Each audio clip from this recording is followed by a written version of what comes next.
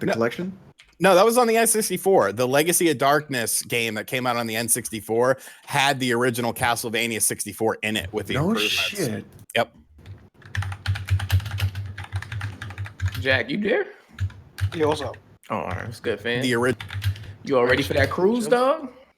Nah, I gotta get ready, man. Jack going on a cruise? Yeah, you know Jack don't go nowhere. That is crazy. Jack, how you going on a cruise, bro?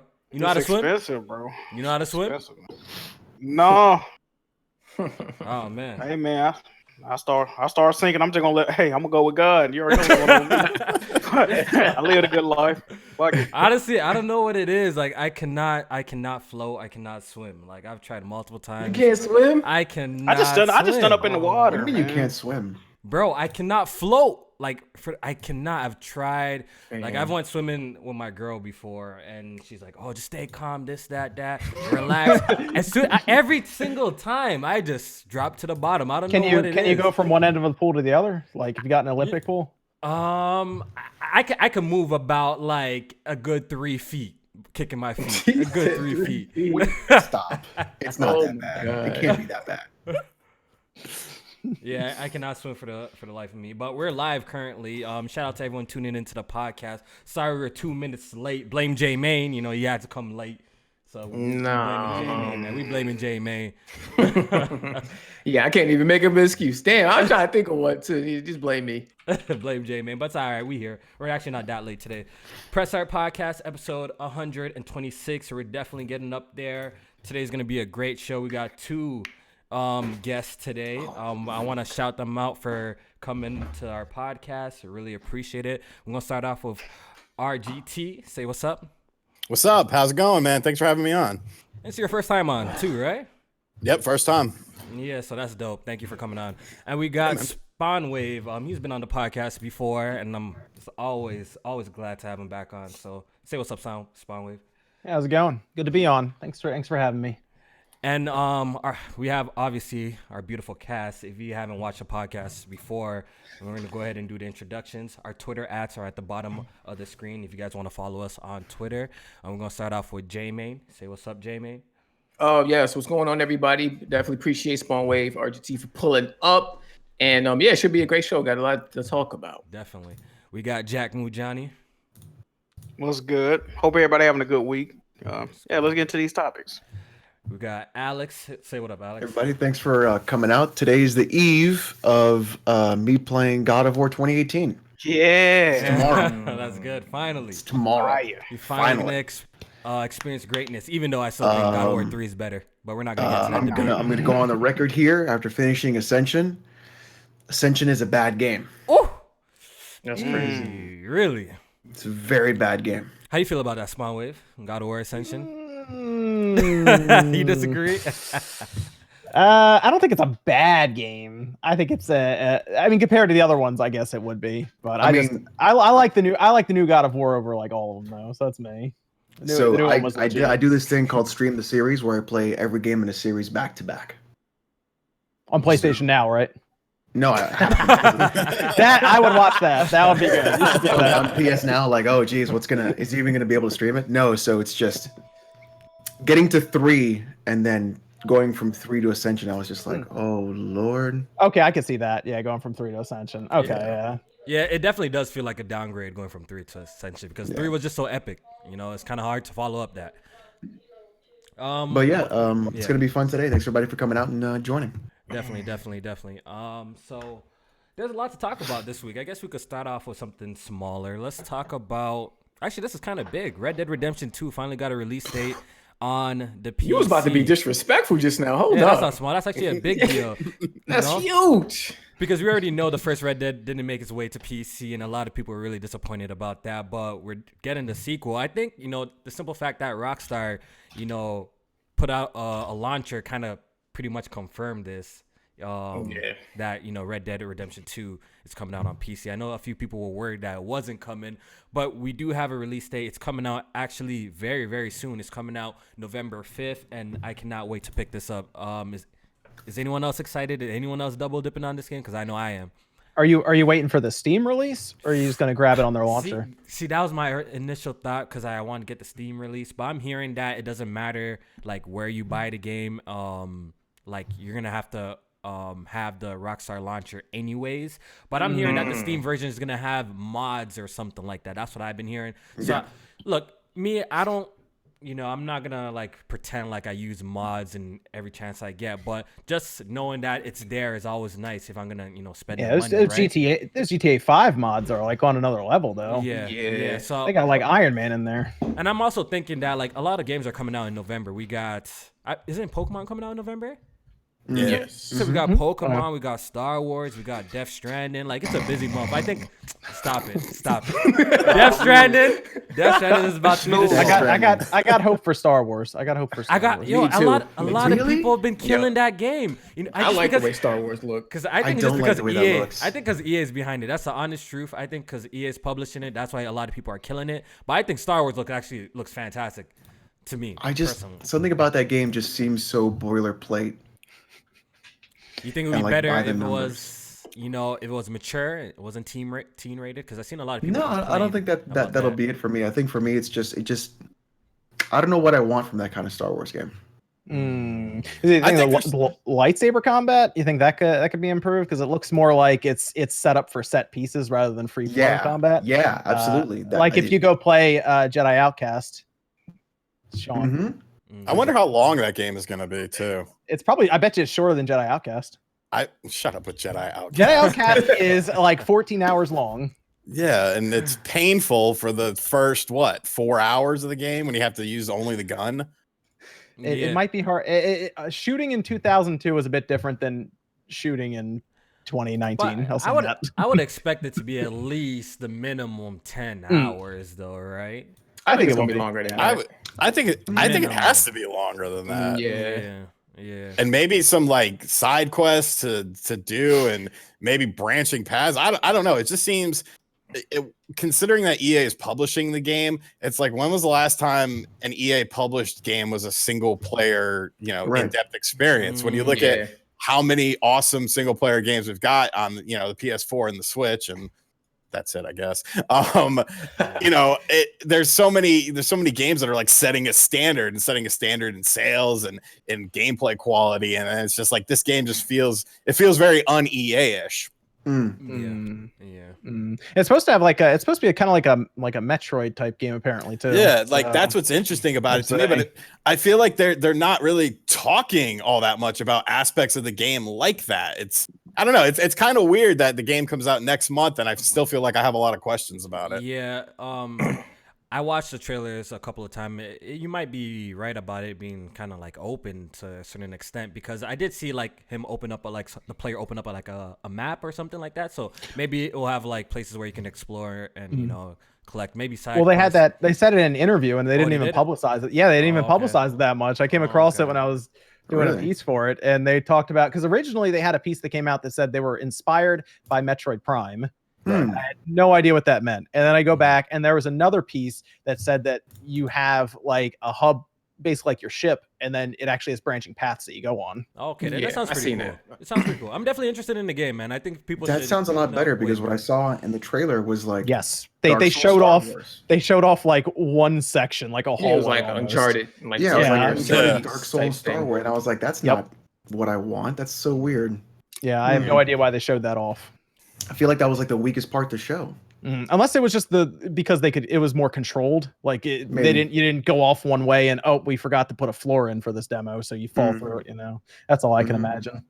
Yeah, but I'm definitely to get back to the question, Red Dead Redemption 2. Oh, yeah. I was gonna circle it back. What the hell was we even talking about? I was gonna see Sean, Jedi Outcast, man, it's everywhere. I'm gonna definitely pick that up. I just can't wait to see what it's looking like on PC, because like I said, I played it on PS4 Pro on the 1080p monitor, and I still think that's the best looking game of the generation.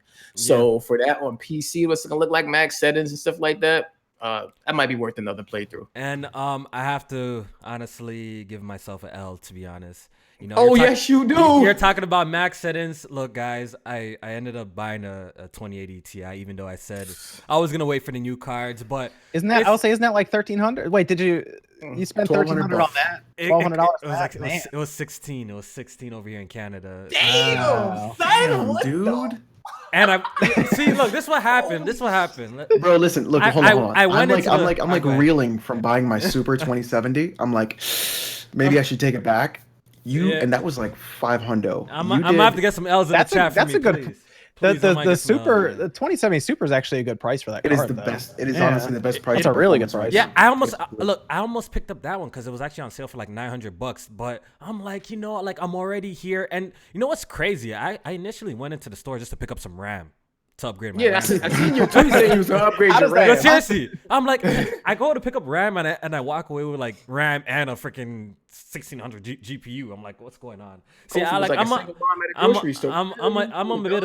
bit of an impulse buyer. If you know me, I'm a little bit of impulse buyer. Things, and it's a problem. So what's the card you're replacing right now? 1080 Ti. It was a 1080 Ti too. That's the only thing I can imagine. Well, I mean, you could probably the Ti still has some good value. Though. Yeah, I already sold it. That's what's crazy about it. Oh, you did? I sold it to Strat. Shout out to Strat. I already sold my Ti to him. As soon as he seen that I got a new card, he's like, "Oh, I want that old one." So I already. I'm selling my TI 1070 gently used. DM me. Yeah, so definitely DM Alex for that. I got rid of the mine. new cards is coming out soon. No, that's what I'm like. No, I feel like why you did that. I know. Look, in 6 months' time, maybe by next summer there will be new cards out because they do release new cards every year. And look, worst case scenario, I'll flip these cards and get the new ones. If worst case, you still gonna be taking a loss. That's still a L, dog. I know. I just couldn't help it. Anyways, but Red Dead Redemption 2, what's going to be improved in the game? Oh, yeah, they had a whole list. Yeah, they had a list for that. They said increased draw distance, higher quality global illumination and ambient occlusion. Ambient occlusions, thank you. Improved snow trails, improved reflections and higher resolution shadows. Tessellated tree textures, improved grass and fur textures, HDR support. Unlocked resolution, so you obviously can go 4K and higher, ultra wide support, and unlocked frame rates, which I'm really excited for that because I would love to play this game, at 60 frames per second and higher. It's gonna be beautiful. Did they ever fix the HDR in Red Dead 2? Because I know people was complaining about it.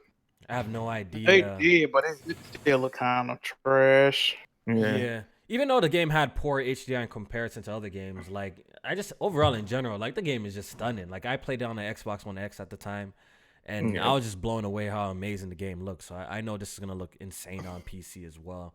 They're also adding some more content to the game, like new gang hideouts, new treasure maps. Stuff like that. Bounty missions too. Yeah, bounty. Are they gonna add this to the console versions too? I'm not sure. I'm not sure. This might be exclusive to the PC version. That sucks. Yeah. Hey, they made us wait. They made PC version. Yeah, they made you wait a year. So you gotta waiting bring is something fine. But like that should be on everything. Yeah, it's almost like the situation with like Dragon Quest on the Nintendo right, Switch. which should be on everything. Yeah. Well, I think Nintendo paid. I think Nintendo paid for that. They paid for it, really? Because they're publishing it. Yeah. So they're putting money out for that. That's why it's not on the PS4 or PC. Yeah. And you know what's crazy? I probably said this before on this podcast. That was actually like the very first Nintendo Switch game announced too, and it came out like the latest. Oh yeah, that was when it was still the NX, right? It was referred to the NX, and Dragon Quest was like officially like the first game announced for the NX, and look how long it took to come out. But it's good like that 3 years ago. So so I'm not really too mad. Did you hear why they announced it so early? Well, why? No. Why? Because Iwata actually went to them and said he really wanted it on the Switch or the NX. Yeah? So they were like, "All right, we promise we'll put it on there." Oh, okay, that's dope. That's why it even came out. Yeah. So Red Dead Redemption 2 is coming out on PC November 5th. Mark your calendars. Jack, how do you feel about this? Can the Jiggy laptop even play it? Yeah. It probably can though, right? What GPU do you have in the laptop again? 1060? 1050 Ti. It can. It ain't the recommended specs, but it can play it. Yeah, and I was actually I'm not rebuying it though. Yeah. I was pretty impressed with the requirements for it. The requirements were really reasonable.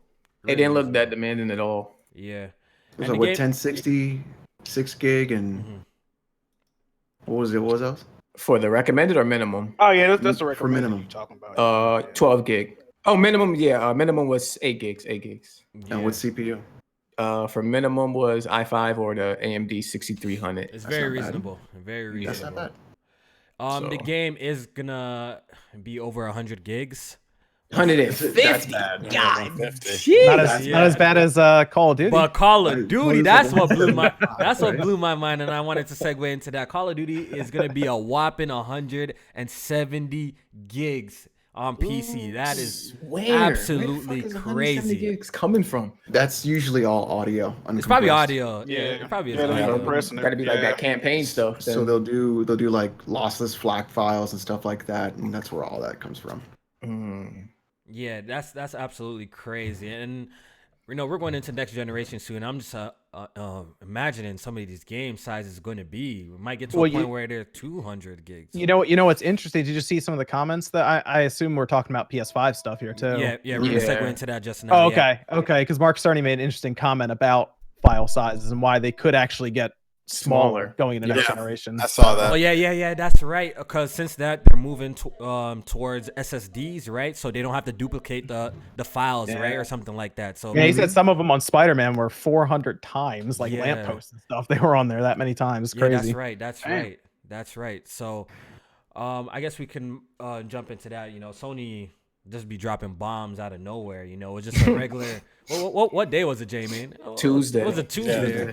It's just a random Tuesday. Sony drops another article via The Wire. We got a bombshell of information about the PlayStation 5. Now we know, yes, it is called the PlayStation 5, right? That actually wasn't confirmed, but now we know. I'm mad they was trying to keep that like a secret. Like, oh, we don't know what we're calling the next generation PlayStation. Like, shut up. Yeah, he said that's a big burden though, taken off his back, man. Yeah, I read that. He's like, that's a big burden. I feel like he said that sarcastically, but it had to was be. wired, and they didn't, they printed it like it was serious. Yeah. It's good that they're keeping the trend. Honestly, everybody's calling it the PlayStation 5 already. Why switch it up for something new? So you might as well call it the PlayStation 5. And I just want to talk about this really quick. We got next gen consoles coming out. What do you guys think they're gonna do with the Xbox One name? Now we're just talking about the PS5 name. Do you think that they're gonna keep it in the Xbox One family? I think that's a terrible idea if they do that.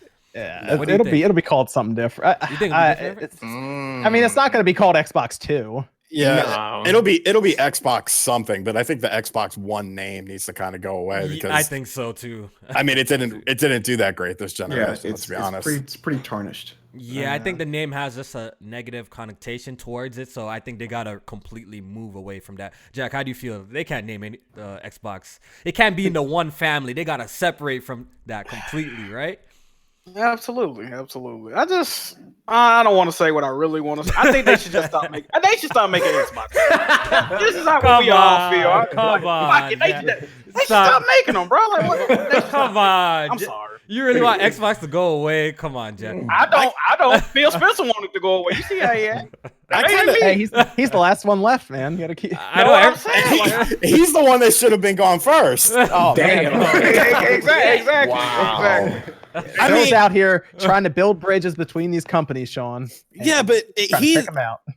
he's a weird dude. Like I everything he says, I don't feel like he means it or it's necessarily honest. I feel like he just says shit to appease the people. Like, but think of all the things that he has said since he's taken over Xbox, and how many of them have actually come to fruition so far. It's been like, yeah, we're doing this, we're gearing up for this. This is going to be our E3. This is going to be our big thing, and it's always like, oh, that's it. Like, I don't know. I kind of, I think if Microsoft got out of the hardware business, I don't think that would be the worst thing for them because. I mean, they pushing people that way anyway. But who's gonna compete with? Look, I don't mind because look, I'm probably never gonna buy another Xbox in my life. Like they pretty much set up my PC to be an Xbox for years to come. You know what I mean? Which I'm okay with that. Microsoft supporting their own platform, but I kind of want someone to be competing with PlayStation. So PlayStation don't really slack off and get too arrogant. I agree. And we want to keep them. We want to keep them. So that's why I kind of want Xbox to kind of always compete with PlayStation, so maybe they could drive their prices down. Because I do feel like we all know PlayStation Now dropped the service from $19.99 to $9. I feel like, services like Game Pass and obviously the other services from Ubisoft, maybe Origins, all have a play to do with that. So just the competition is good, just to make PlayStation a better platform in general. I think, I want Xbox to always be there for that reason, though. But I don't think like what Xbox is doing, like if they got on the console market, I don't think that changes much, because what holds PlayStation accountable a lot is the introduction of social media this generation and the pressure I think that people can put on them from that perspective. And a lot of the things that Xbox is doing that has like the fans' attention and stuff like that is on like the feature side. So I mean, they can still implement those things on the PC side as well that can keep Sony honest. So I don't think they can compete console wise though. Like Sony's pretty much washed console sales every generation except last one. And that was pretty much their own fault. Yeah, and I made a tweet thinking, like, I think we're going to look back and see how vital this generation actually was, whether you guys like this generation or not. But I think this was a very important generation because we're clearly in a transition period, right? If you look at the digital sales compared to physical, like we got digital sales like overlapping physical now. Like more people are buying digital more than ever. And I feel like this is like kind of like the worst generation to fumble, because at this point it's just a battle of ecosystems, right? And I feel like at this point, if you've been gaming on PlayStation these past 6 years, I'm pretty sure that the average consumer has built up quite a digital catalog, because we even look at the Borderlands sales. They said 70% of Borderlands sales were digital. You know what I mean? Right. So I'm thinking that like, it's probably a no-brainer at this point, like going into next generation, what console you're buying. Whatever console that lets you bring all your games over, right? Like it's going to be really hard for Microsoft to try and convince people to, come to their ecosystem. That's why I feel like at this point, because of the digital shift, and everyone's going to be sticking with their library. Everyone's going to want their library to move on. That's why I feel like maybe they're focusing on services so strong, because maybe they know this and they want to like sell people on Game Pass, and maybe that's why they're going this direction of trying to reach 2 billion gamers or whatever they're trying to do. What do you think about this RGT? What do you think? It's just a weird situation, I think. And I kind of spaced out. No, I was just talking to the point how more and more gamers just buy digital. Sean just wasn't paying attention. Digital. Buy digital, well, and moving on to the next generation consoles. It's going to be a hard spot for Microsoft. That's what I'm saying. Yeah. The thing about digital sales is I feel like the numbers are a bit misconstrued, because when you look at like the digital sales of Borderlands, for instance, like they're taking into account PC sales as well. So obviously everything that was sold on the PC version of Borderlands was a digital version, because there are no physical versions. And when they talk about comparing numbers like, oh, digital gaming is on the rise and stuff like that, yeah, it definitely is. But I don't think it's quite to the margins that they lead you to believe with the numbers, because when they talk about digital gaming, they're also including games that never had a physical release, microtransactions, and mobile games a lot of the time, all of which don't have a physical, version of the game. So I do think digital is definitely, the way of the future. And I definitely think it will be a prominent part of the next generation. But I don't think physical is necessarily dying out as quickly as a lot of people make it out to be, just because the numbers are a bit misconstrued. And I'm going to agree with that too, because like my old man self, I look for physical games first. Same. I'm like, all right, is there a physical copy first? Nope. Okay, then limited run, what you got? Like, let's go. Yeah. And I'll look for that first before I get anything, because even buying a digital game on the Switch, I'll buy it on PC, because I just don't trust Nintendo's online. Yeah. And the way they operate on that kind of stuff. That's a fair point. That's a fair point, because you are right. They definitely with those digital numbers, they definitely like to bunch up like microtransactions in there as well and things. So I guess we'll really know next generation. But back to the PS5, yeah, we got a lot of details on the console. I guess we can start with its controller. And Jack, what did you think of the DualShock 5 and how they described it? It having, haptic feedback triggers. When you're driving on like maybe bumpy roads, you would feel it. It kind of sounded like an improvement of Microsoft impulse triggers, which, Microsoft really didn't get developers too much on board of that, because if you really take it in, there's only a few games that really take advantage of those impulse triggers. So what did you think of the DualShock 5 when you read that stuff? Well, at first I really wasn't gonna be no rumble. I was like, whoa, what's going on? Like I need my rumble, man. But yeah, like you said, it do sound like a mixture. Like it's like a mixture of what's the HD rumble that the Switch got. It's and then, it's going to use the same thing basically as what which is what Apple was using in their MacBooks anyway. So okay. Yeah, so, it's still haptic feedback. It's like an evolution of rumble then. So hey, I'm cool if it worked the way it's intended to work. I'm rocking with it. But them controllers might cost more money. I'm worried about the price point. That's the only thing. Yeah. How do you feel about an $80 controller? God damn. that bro. I don't even buy DualShock 4s at full price. So $80 they can miss me with that. Well, $80 might actually be a reality next gen. I'll say that. Ain't that how much Jordan? That's how much I'm paying right. That's how much I'm paying right now over here in Canada. So it's gonna be over like. So you might be paying $100. I'm probably gonna be paying $100 then. It is, oh my god. I wouldn't be surprised with what they were describing. The technology in that thing, like a Switch Pro controller, I think is what $65, $70. Yeah. Which is what I mean. The DualShock 4. I was just looking at the purple one just now. It's $65, so I wanted to get that one. Yeah. So you might see a $15 jump just because of the technology. I mean, they're describing some serious stuff in that controller. And someone else said on Twitter, the person that got to actually use that controller still has the light bar, still has the touchpad. Yeah. Oh, they said that. I didn't see that. Yeah, part. you know what? I read. There was like a mic on the controller, but they didn't want to confirm it. Did you guys? There's like a hole that was in the controller they handed them, and they were like, "This is for that." Is it microphone? Voiceover or something? Or well, it's for this AI assistant that they patented. So you're most likely gonna have like an Alexa built in, basically. That's Sony's AI assistant. So you press there'll probably be a button on the controller that you press, and it's like, go to Borderlands 3, and it'll like go pick it up for you. Yeah, because you can do that now with the with like a headset and holding, I think, a button on the DualShock, and you can talk into it. But I think it'll probably be a microphone itself on the DualShock. But they also said they're gonna improve the battery as well.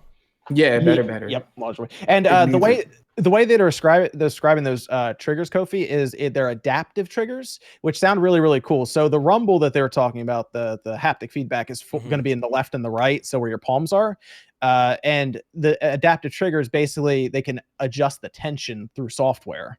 So they describe it as a bow, so you're pulling a bow back. It's easier to pull it first, but then as it goes further and further back and there's more torque and you have to pull harder, the trigger will become harder to press. That's nice. See, I like Horizon Zero Dawn 2 confirmed. Yeah. What was that? So like analog buttons from the PS2, PS3? Kinda, yeah. Well, that was like if you press really, really hard. Press hard, yeah. You'll get something, but you'll actually feel it tighten up, like the trigger tighten up, which is kind of a neat idea. My question is, how much will developers actually use all this stuff that's being thrown in? That's where I was going. Because my touchpad doesn't get used that often. Yeah, exactly. That's what I'm saying. When you say touchpad, I'm like, oh. That's where I wanted to go with that. Exactly. Like I'm playing Concrete Genie right now, and all of a sudden, like I had forgot that the PS4 controller had gyro in it for the longest time. I really didn't use that much, and that's like, use gyro for everything. So well, I was like, that Infamous game was like the one game that used like everything. Yeah, and I enjoyed that too. Dreams uses it too. Which is fine. See, that's the problem. Like for that, I have like usually they announce all these cool features with the controllers, but later on during the generation, like as time goes, usually the launch games will have some sort of those features implemented. Yeah. But as the generation goes on, like you just see less and less use of these features, and I don't want it to become like that. So if you're gonna jack up the price and make these controllers super expensive because it has all these features, I would please like these developers to use it. I don't know if they can mandate that a little bit for them to try, or I don't know, but I guess it's gonna be a tough thing to force on developers to use. You should see. Go ahead, Alex. I want to see who gets rid of sticks. We get some bad boys. Hell no! Well, hey, you saw that 8-bit dough controller, man, right? I know, it looks really all good. D-pads, just all D-pads. That thing is crazy. It looks really wild. I don't know, man. Like Steam controller is weird, but I kind of like it. I almost got one. I don't have one of those yet. I keep looking at it. It doesn't. It looks terrible. If you pick one up, I expect to tear down. I'm gonna break that thing. Yeah. Okay. If you pick one up, I expect to tear down. I'll check it out. At one point, they were trying to get rid of those things for like $15 on Steam, I think. So they were trying to do. It was the the Steam links they were giving away for like $1. Oh, that's right. It costs more to ship it than it did to actually get. Oh man. Y'all gotta get on that Steam controller, y'all. Get on it. There's a Steam. I see it. Steam controller. $49.99. Yep. Ooh. Come on, J-Man, get on. What's the battery I'm life doing on my that? DualShock 4. It's my favorite controller. It's really good. On the back here, I can just. It's got 2 batteries in the back. You can just pop out. Okay. Is it USB? Does it chart USB-C on it? So it has. I think it's micro USB. Oh yeah, I think they said this controller is gonna be USB-C. Yeah. That is confirmed too. USB-C. USB-C. It better be. Oh my gosh. Yeah. The Elite V2 from Microsoft's gonna have USB-C next month. So. Oh, speaking of that, I think they took a shot at the Xbox controller too, because he was like that is heavier than the DualShock 4, but lighter than the Xbox One controller with batteries in it. So like they had to point out about the Xbox One controller having batteries still. Like I think. You know what's crazy with that Xbox controller that they got coming out? It's coming out kind of late to the end of the cycle, so maybe it might work on the next generation. It's probably gonna work. Oh, absolutely. Because it's coming. It's gonna work. Because they're spending all this time developing it, right? And it's coming out now. What, in maybe next month or 2 months from now or something like that. So that's not really a long window until next generation consoles come out. So maybe the next Xbox will have what's it called? Xbox One controller support. How they all about backwards. Yeah, they all about that. And I'm sure the PS5 will have DualShock 4 support. You think so? And like, I can see PlayStation saying not doing that though. They say that the VR is going to carry over. I don't see why not. But the DualShock 5 is going to have all the features of a DualShock 4 though. But if they make it thicker, I question how that PlayStation VR is gonna come over. Yeah.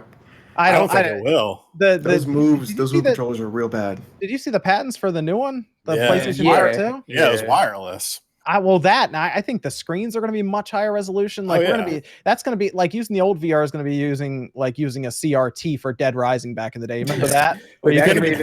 That's going to get people to upgrade then. That I guess, yeah. But oh man, I don't know. I'm done with cables in VR now. It's VR 2. I'm ready for that. Yeah, it's definitely messy. I see the Oculus Quest gets a lot of praise for being. I really want to get one of those. I never see them in stock around me. Yeah. All right. So they did confirm that ray tracing for the PS5 would be GPU accelerated or like GPU based, not software based. How some people were assuming. So Mark Cerny came out and clarified that. So I guess we're gonna have to wait and see. So that means AMD is working on an RTX. Who knows? Maybe. They were working on ray tracing for a little. I thought AMD already announced that they were working on it for their video cards. I think they did anything like that. I thought they kind of just said it at one point. I don't think they were like, "Hey, this is how we're going to do it," but I thought it was part of their roadmap. Because the 5700 and the 5700 XT don't have that. Right. I think that was part of their roadmap for 2020, I believe. Okay. Which actually lines up with the new consoles, so that would make sense. But ray tracing is having a 2070 Super and playing Quake 2 ray trace. Looks really fucking good. It looks good. I haven't since I just popped in this card. I haven't got to do any benchmarks. Dude, the first thing you have to do is get Quake 2 RTX. I have to try some RTX. I want to see what all the hype is about. If it's trash, I'm out. Everything has like global illumination. Everything has a light source. Everything is reflective. They don't have to it's. You know what should really blow your mind about ray tracing is we're seeing like the prehistoric part of ray tracing right now, and there's no, to be honest, just straight up, developers really have no reason to spend a ton of time right this second in ray tracing because I mean, how many people really have RTX cards like right now that can really handle it? But once the consoles start coming out and they're like 10 million, 20 million unit install base, then all of a sudden you'll probably see some really cool creative stuff other than just even like the lighting on the floor ray tracing happen. Ooh, man, it's gonna be really interesting. It's so early. We're definitely like the early adopters of like the ray tracing right now. It's just. I mean, I picked it up for Cyberpunk. That's why I got it. Oh yeah, because I want that ray tracing. That's gonna look really cool, like the kind of the neon light setting and everything. Oh, that's gonna look really. I'm just hoping I could play Cyberpunk at 1440p with ray tracing you will. on and get a good frame rate. You just bought. You will. for 1600, I would. I hope so. Yeah, if I don't, I might have a heart attack because. Sorry. So back to the PlayStation 5.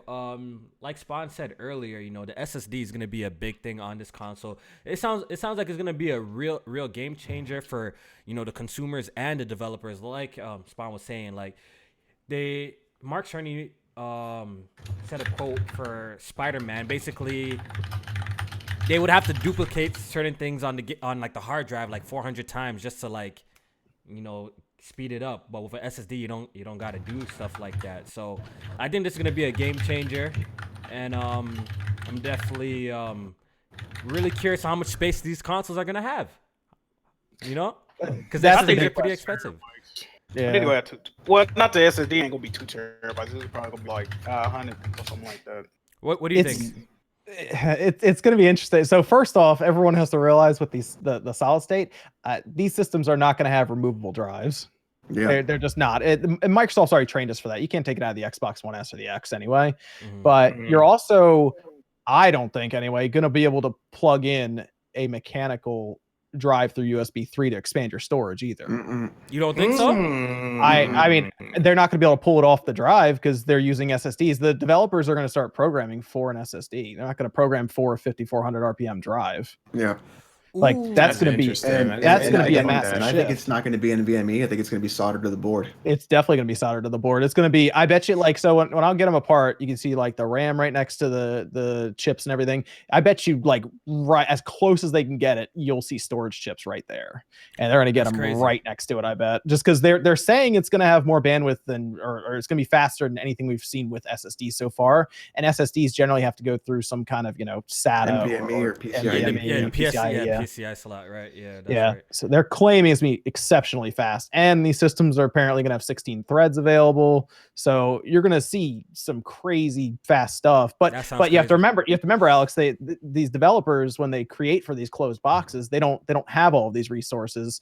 And then what you see what's been developed for a 5400 RPM drive, and I think 5 cores. I think the other ones are locked up for other things. Right.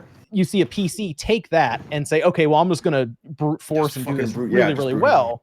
Right. I have an SSD, so load times are just faster. But like when they showed Spider-Man, where they swing through the level in like a second, as opposed to it taking time to have to draw everything. That's just a good example of open worlds, for example, getting a massive jump. That's crazy. Massive jump. I think honestly the SSDs are going to be the biggest factor in next generation. Yeah, that's what I was saying too. Like when I was reading it, I think more so than visually. I think it's just going to be just a much more streamlined experience. See, that's what I tweeted too. I'm like, yo, the SSD, like just reading the article, that sounds like the real game changer. Like how they're that sounds like the real game changer. So it might go back to like when we had carts on the N64 and on the SNES. It was just like load times and shit like that. What load time? Yeah, exactly.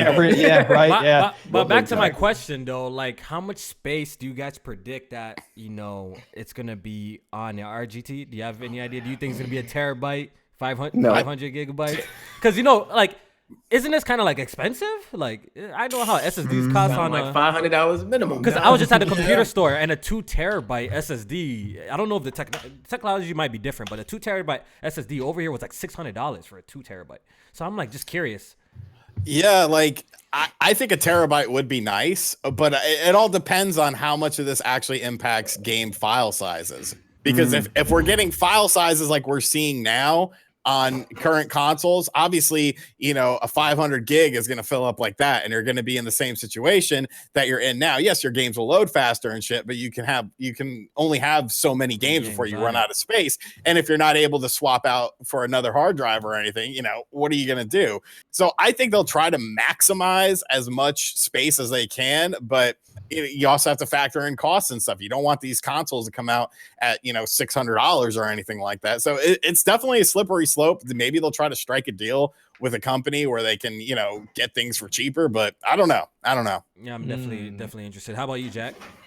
What do you predict it's coming with? 500, a terabyte? What do you predict though? So y'all saying it ain't gonna be like a hybrid drive type shit, right? So it ain't gonna be like I was thinking they was gonna have like the SSD be like a certain amount of space and then the other part be a certain amount of space. But if it ain't gonna be like that, I don't fucking know. Cause like you said, SSDs ain't cheap. So that's one thing I do know. So it ain't no.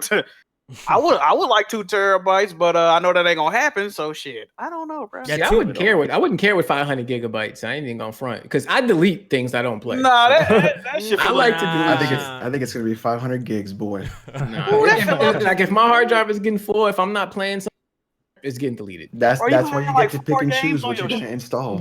That's 500 like gigs. 4 games. No, I don't. That's how I want to play games. I don't want to be having like I don't like 7-8 games on it. I'm not playing. I don't like that for the sole reason. Sometimes like these consoles, we know with the Xbox and the PlayStation, downloading games could take forever.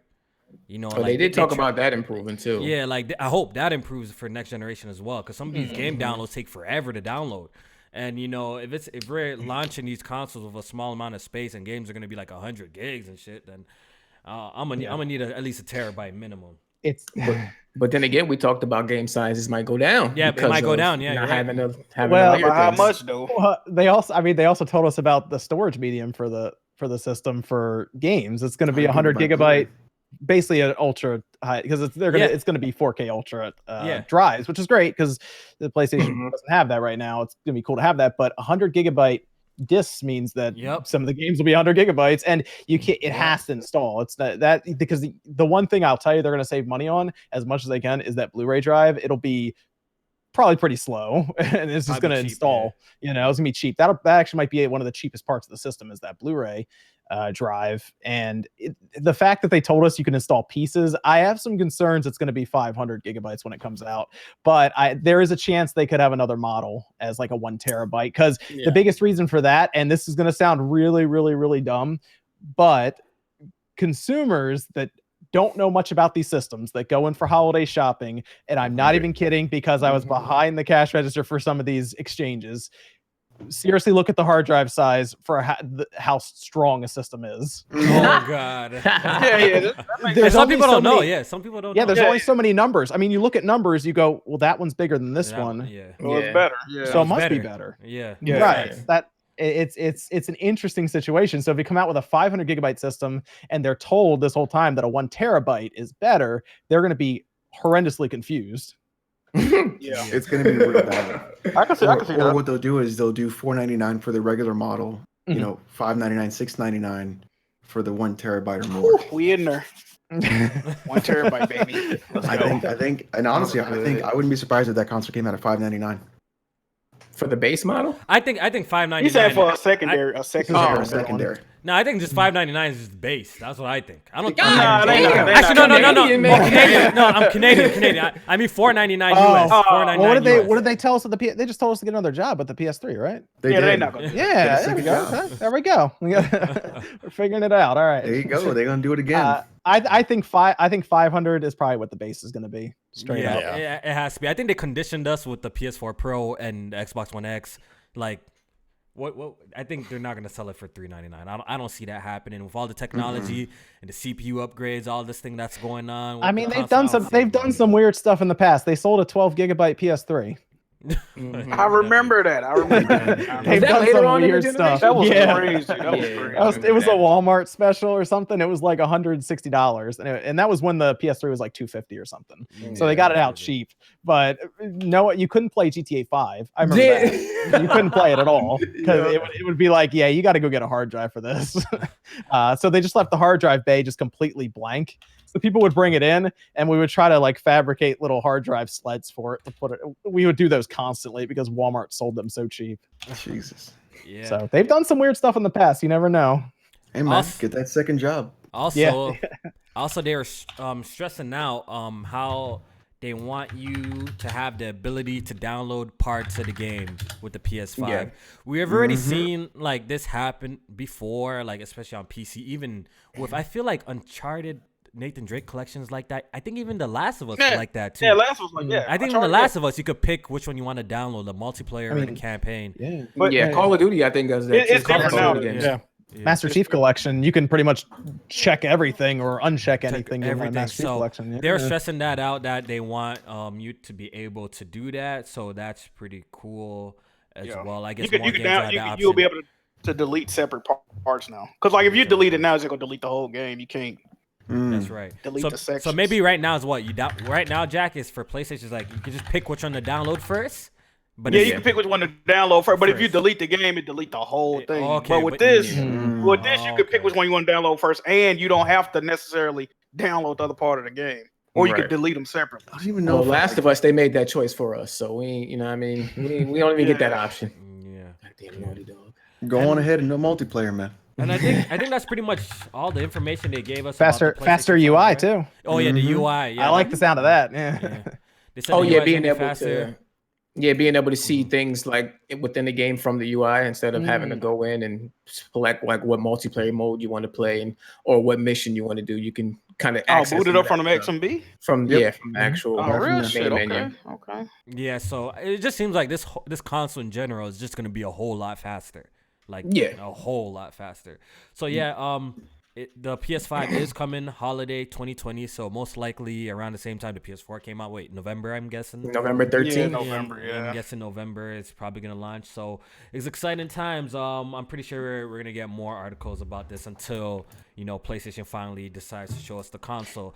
And what do you guys think about this dev kit and how the dev kit looks? RGT, what do you think? Did they launch it on a Friday last time? Yep. I think it was a Friday. Yeah. It was November 15th, 2013. I was going to say, because I'll say they have the 13th and like the 20th for Friday on November 2020. Yeah. Interesting. It came out November 15th, right? And then the Xbox One came out the 22nd, right? Yeah, it was like a week after or something. Yeah, the week after was 22nd. I thought it was the 13th. So you see how funky, you guys see how funky the dev kit looks. So I was saying, RGT, what do you think about that? If the console actually looked like that, would you be cool with it? I mean, I don't think it will. I don't think it will at all. I know it's just a dev kit, but how about, because J-Man kind of sparked this conversation on Twitter. He was saying that he kind of liked how it looks so different, but I don't know about that. Yeah, I don't know. It looked like a spaceship, though. It looked cool to me, like with all them damn vents and the blue light flashing. It looked like a stadium. It looked, it looked like a dev kit has like underglow. You gotta look at all of the PlayStation consoles that we've ever gotten. Though they've always been pretty traditional in design and shape and all that. Simple colors, either a gray or a black. So maybe they'll try to get some people if they did it like that, but I think it'll be a more traditional looking console. Yeah, I think so too. I think it's just a dev kit. I don't believe nobody wants those, like this thing underneath your, like the spaceship underneath your entertainment center lighting that. No one wants all that. Unless they made it hover. If they made the shit hover, like put fans underneath it, so that should take off on God of War. Someone in the chat said it looked like a toilet. That's crazy. Oh, wow. It's supposed to be a V. Yeah, like a 5. Yeah, 5. I see what they're doing there. That makes it. But a lot of dudes' PCs be shining like that. Kofi, I know you got I'm okay with the lights. I'm okay with the lights. It's just the shape. The shape just look a little too funny. Give me give me that. I want something really weird, fucking 80s retro. Like the 64 or some shit like that? Give it like Commodore 64 where it's got like wood paneling on the side. That's Atari's kid. Don't get into that. That's bringing, give me already bringing flashbacks to the VCS thing, isn't it? Yeah, man. It's that VCS, boy. What do you guys think is like the funkiest? I'm kind of young, man, 26. What's the funkiest console you guys have ever seen? I know some of y'all older. So. I would say the Jaguar with the CD unit attached. Yeah, that was pretty. No, well, I mean, if you're going to talk about attachments, it would have to be the Genesis because of the Sega CD and the 32X. I actually had that growing up. That's what's crazy. It was a console that actually came with like a small CRT TV too. Y'all probably know the name of it because y'all like historians and shit. I don't know the name. The Vectrix or the the Vectrix. Vectrix had a CRT. It came with a TV. Yeah. So the Vectrix, you would actually have to put like plastic panels over it. Like over the screen, and that would actually be the physical game itself. Yeah, I seen that too. I know. I think the Odyssey had that too. The Magnavox Odyssey. It did. Yep. You would put it on your TV. It would just be 2 dots is all it was, and it'd be like get like page 5 to play Maze. So you take it and you slap it on your TV, and you try to keep the dots in the maze to go through it. But you can just cheat anyways. Yeah, that's crazy. It's terrible. Yeah, that's crazy. All right, so let me actually, before I get too behind with these super chats, I want to read some super chats. Shout out to everyone tuning into the podcast. Hope you guys are enjoying the show. Make sure you guys follow everyone here on social media, your YouTube page, your Twitter pages. Also hit the like button. Would really appreciate that. We're gonna start off with Unforgiven. He says Red Dead Redemption 2 on PC. Time for 8K horse dicks mods. Oh my god. I'm ready. I'm ready for those 8K horse dicks.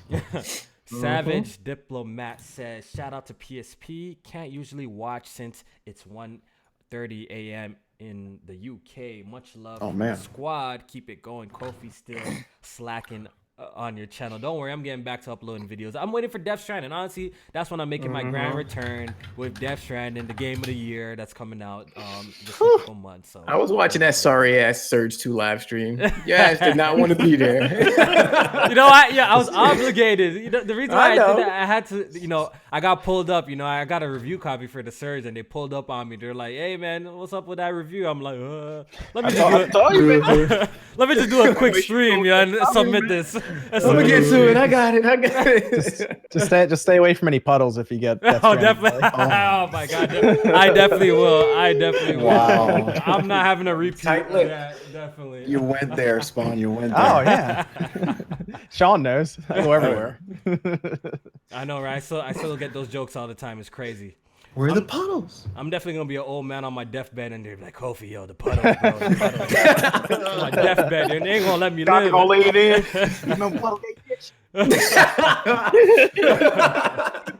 That'll be like if I like God of War 2018. Like, yeah, it's a good game. You fucking like a Sony game, you bitch. You fucking like a Sony game. No, I was there because we were talking to Insomniac after they came after your channel. yeah, definitely. You remember that? I was they pulled up on me for sure. Yeah, they were happy with that. They'll remove it. Just hang out for a bit. Yeah, they pulled up on me. Savage Diplomat. You said sad fap? Yeah, I know. What are your tears, Lube? Is that what you're doing? He says, Jack, do better, brother, lazy motherfucker. It's all love. What? I guess he wants you to put out more videos, so. All right, Stream like every damn day. Yeah, no, this can't please people, man. Yeah, Come to my I know. Twitch channel, man. We be over there. Definitely. Hustle and Motivate says, call it the Xbox Squared. Oh, I don't like that. I don't know about that one. Xbox They're Squared. gonna go with something dumb like Xbox Infinity or something. Xbox Yeah, 720. Xbox Infinite. What about just Xbox? Yeah, I was Bring thinking it that back to too. the roots. That's what I was There you thinking go. too. Be the third Xbox One? Dude, it's already hard enough to buy like an original Xbox, man. Oh yeah, I know. They're gonna call it OG Xbox. Oh Xbox man. One, and then Xbox One Junior. I don't know. Yeah. Another one from Savage Diplomat. He says Monopoly is never a good thing. Competition is good. Monopoly is never a good thing. Competition is good. Oh, Yeah, okay. definitely. Oh, for sure. I think when we're talking about the Oh. Xbox, going away and stuff like that. Yeah. Well, I thought we were talking about like actually playing Monopoly. Like, Yeah, that's Yeah, I'm not yeah. saying definitely not. I'm not playing. Yeah, Yeah, you're right but about that one. Like, as the Because, current PSP champion, you're right. Yeah, you got to remember also the part supply. AMD is doing it for both of them, so if both systems are there, AMD's getting more business, which goes in the Yeah. R&D as well for those consoles, and you also have more SSDs, essentially chips being ordered, so those go down in price. Everything really hinges on these two big companies buying all of these parts all at Mhm. once. Definitely, so definitely. it's you want So them it's both always there. good for competition. We need them. I don't want Xbox to go away. I just want them to produce some better games. That's my only beef with Microsoft right now. Just produce some better quality games, and we're all straight. That's all I care about. Gian the Don says, "What if PS5 launch has premium and base controller?"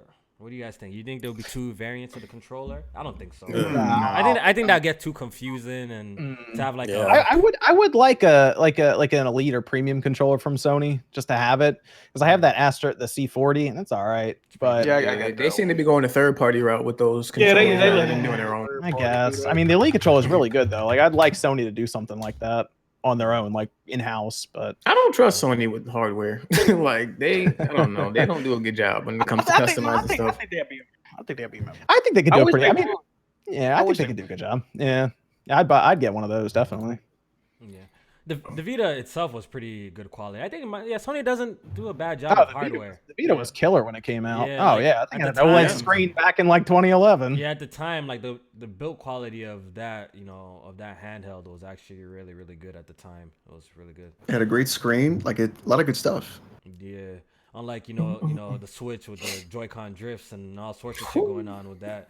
I feel like Nintendo definitely needs to improve the build quality of the Joy-Cons. Because Spawn, I have this problem with one of my Joy-Cons where like it just a little bit of pressure and it pops off. Have you guys experienced what pops off? Like the Joy-Con. The Joy-Con. Wait, hold on. The actual Joy-Con off the system? So that is the clamp. The clamp. I think the clamp might have got chipped. It got like chipped a little bit. So with a little pressure, it popped. And it comes right off. Yeah. Damn. So the clamp is what you broke. I still remember when Kid Smooth first got his Switch and he put the Joy-Cons he put it on backwards. That me crying. If you put that shit on backwards, it's so hard to take off. Bro. It's so hard to get off. You either gotta, Kofi, you either gotta change the analog stick out, like the whole thing, or you gotta dab a little super glue on the back of it. Yeah, maybe. I know. I mean, super glue would work. We've used that a couple times. Or I gotta pull the Walmart finesse, which I don't know if I do my scams out here. I don't know.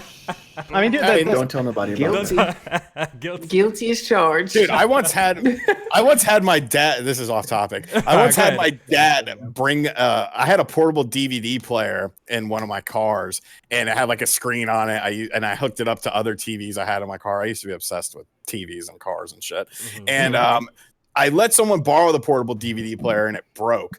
And they broke it, and they gave it back to me, and they weren't going to pay me. So I was like, all right, whatever. Wow, nice. Good friend. Yeah, really. So I told my dad about it, and he was like, well, where'd you buy it? I was like, Walmart. He was like, how long ago? I was like a year ago. And he was like, well, I'll try to bring it down there and see if I can get you another one or get you some store credit. I'm like, I don't have the receipt for it. He was like, don't worry, I have nothing to do today.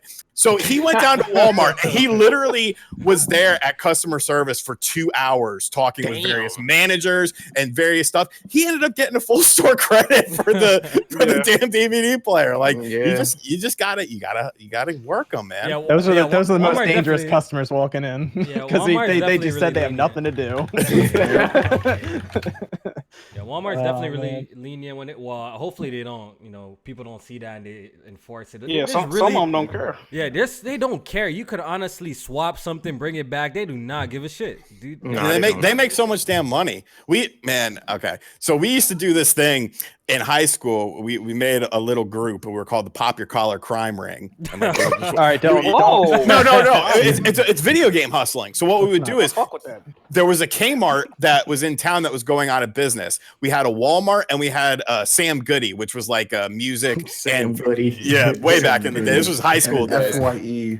Yeah, it was an extension of that. So the Kmart that was going out of business was liquidating everything, because this is when Kmart was like filing bankruptcy and shit. So that included games. So we would go in there, and this was before like smartphones and shit. We would literally have to write the shit down. We would go to Kmart, and we would look at what games they had, write down all the prices. Then we drive over to Walmart and see what they were selling them for. So we would buy a bunch of games from Kmart for like $10-12, and then we would go to Walmart and get $40 or $50 in store credit. So we started like having our friends who didn't even like play games, like girlfriends and their friends do it, and like we would just send them in because they started getting smart. I mean, we made a fucking ton of money. We got so many video games off of that. It was good shit.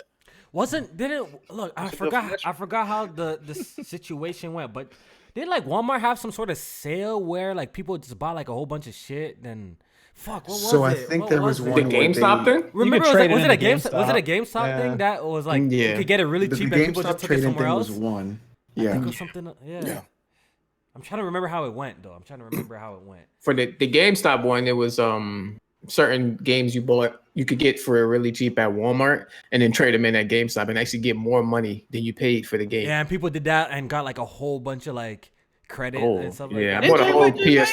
I did that. Yeah, I got a whole PS4. I was late to the party, but I was still able to get a whole PS4 out of that.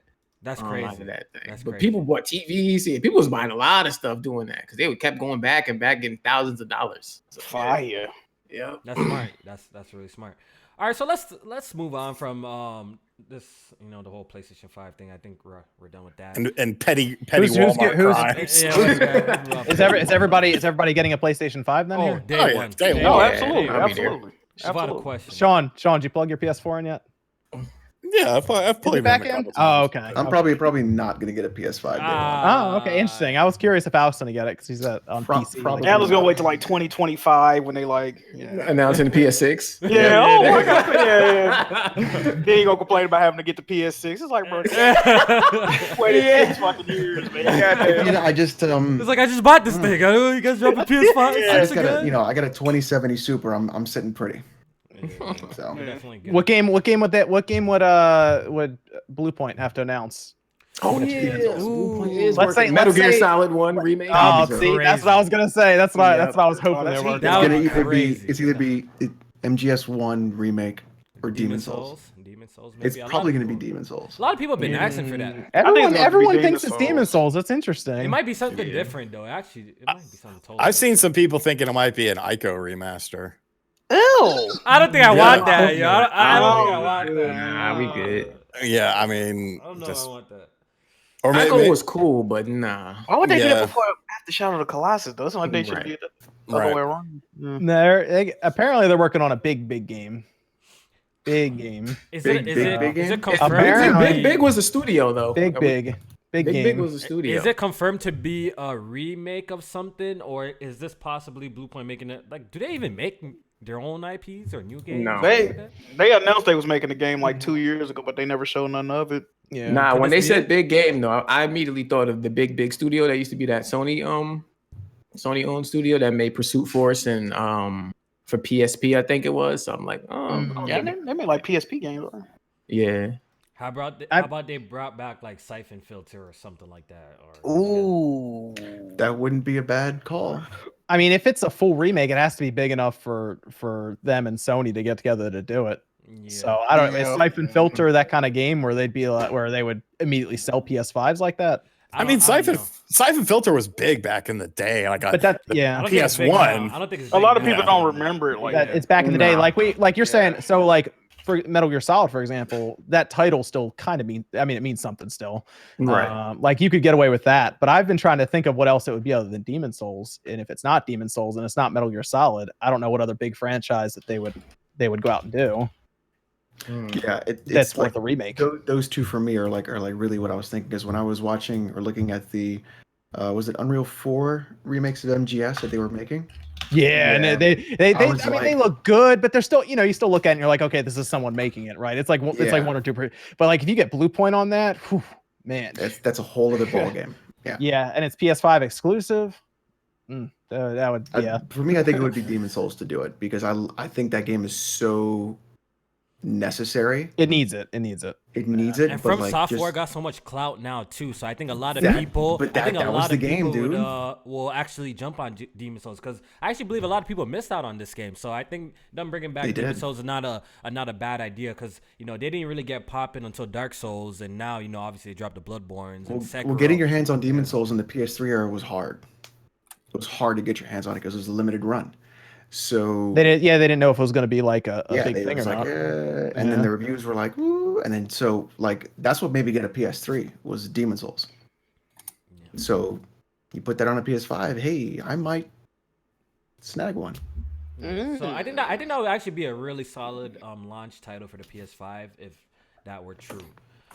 But I want to talk about this because this was actually a little funny story, and I want to get what you guys think about it. So have y'all seen that Cuphead Kickstarter lookalike game that's been causing a lot of controversy on social media? People saying it's straight plagiarism. It was like Enchanted or some shit. Yeah, basically, a man pulled up, said, copy my homework, but change it up a little bit. Pretty much. It looks a little too close. Enchanted portals. So that is the Kirkland version of Cuphead. It'd be one thing if it looked similar, but that thing plays like the gameplay looked exact. So Jack, how do you feel about this? Like, are you triggered by this, or you don't really care, or this shouldn't even be an issue that people be talking about? What do you think?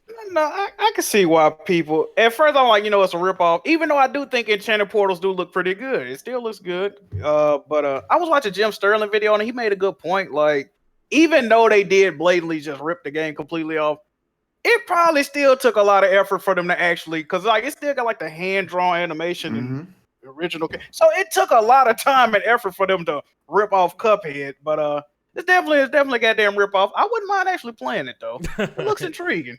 So they might accomplish their goal. Because freaking they're not bringing out the DLC so we can play the real Cuphead. Yeah, I know, right? Yeah, we don't play this, bro. My thing with this was like, I'm okay with game companies like ripping games off and making something that they're inspired by. But why would I pay for your Kickstarter when I can just go play Cuphead? Like, I'm good. I don't even like supporting Kickstarters anyway. So like, I'm definitely not gonna support something that looks exactly like something that's already out. So I'm good. Yeah, they could have switched it up a little bit. Me, like, I don't like really care, but I could see, like, I could understand why people are kind of like outraged about this. I kind of want to hear from Studio MDHR, I believe they're called, or something, or MDR. Yeah. So I'm kind of want to hear what their thoughts on it. I want to see if they commented on this whole situation and how they feel about it more than anything else. They need to just focus on that DLC, man. That's it. I know, right? They're gonna bring that out. They've been taking forever on that. So, that's been going on Twitter. Also, we've been getting a lot of people, leaving these companies, and it looks like a lot of things are going on behind the scenes. A lot of retirements. We know Sean Layden left. Another guy from PlayStation left. I forgot his name. From Asia. Sony Japan. Yeah, Sony Japan, right? Another head over there left. Now Mike Ybarra, vice president at Xbox, left there. He's been at the company for 20 years. It just seems like a lot of we're gonna see a lot of new faces for next generation, I'm guessing. Then a lot of things are changing. So what do you guys think about this? Just normal things that are just happening in the business world? I know some people are trying to make all sorts of conspiracy theories that PlayStation or Sony's about to get bought out by Apple. I've seen that one on the time. I saw that coming. I don't think that's the thing. I'm like, what's That's really preparing for every acquisition time. and all this other. Yeah, I think people are taking it a little too far, like with this stuff. Like they're taking it too far. Like they need to relax. It's not. I don't think a sinking ship is happening or anything is crazy is happening. So here's something that I don't think was really brought up at all. Whenever like a big figurehead is randomly released at a very awkward time, like the tweet was at 7:00 at night. Yeah, for Sean Layden. That's for Sean. Yeah. That's a whole situation on its own. But I think that's different. Like that's a really weird thing, and usually when something like that happens, that's usually like an internal political move, or like a scandal that may have gone down with that specific individual at the company. I just think we can see a clear difference between Reggie leaving and fucking Sean, because it was just so. Why was it so quiet though, like that? It was very. He still hasn't tweeted about which nobody else said anything which could about lead into like either a legal scandal.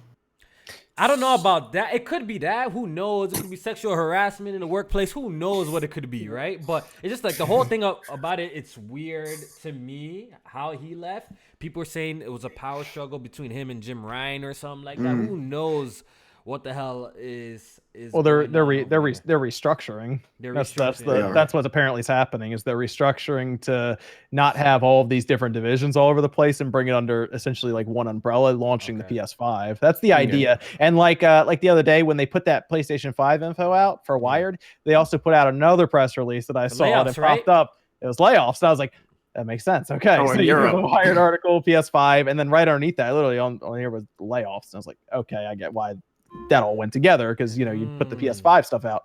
They ain't slick. I think they timed this. I think they really do time this, yo. What's happening is so they're putting divisions together, they're moving people around, and they're finding that they're just extra jobs or they're extra people for jobs they don't need. And then you see Aaron Greenberg, slide in and say, "Oh, we got you want to move to Seattle? We'll give you a job." But that's basically what happened there. Is they start putting divisions together. There's two people for one job, and they gotta let people go.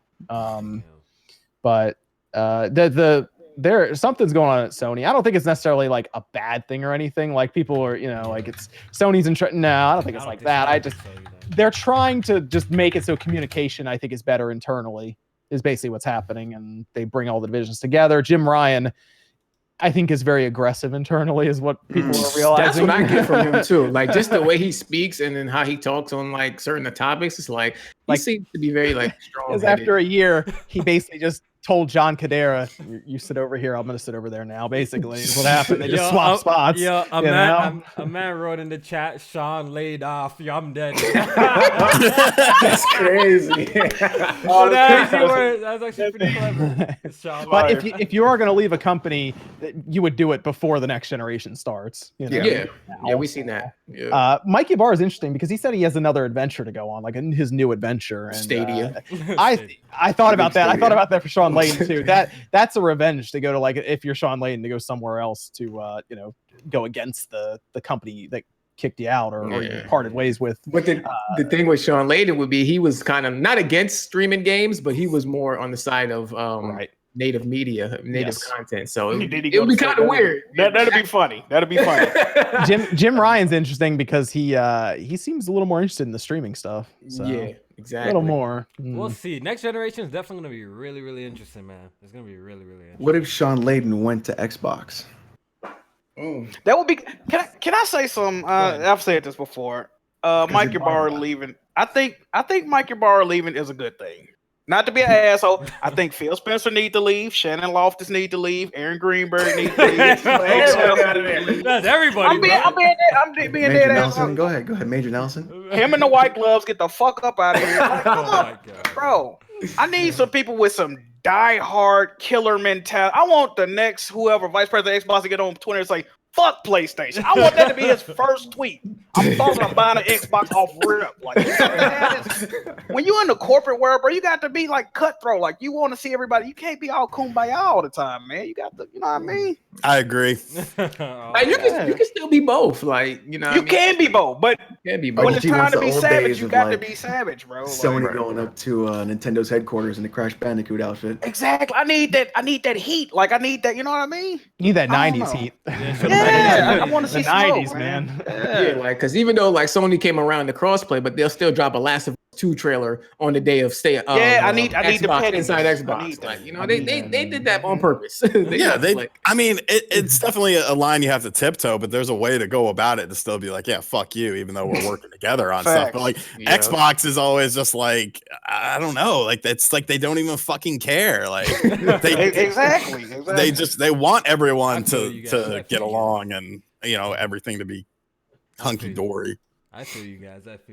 But Sega does when Nintendo don't. Yo, but we got another player, We got another player in the game with Google Stadia, and apparently their technology is so good. You have negative latency, where the technology literally predicts the next button you're gonna press. That's crazy. Can you believe it? Someone actually came out and said this shit? A PR guy came out and said this shit. So the game is gonna play itself. That's pretty much what they're telling you. That's absolutely crazy. You say you're gonna play the game, just put the controller down? So how do you guys feel about this bullshit that just came out about Google Stadia is gonna have negative latency or whatever shit? How do you feel about this bullshit right here?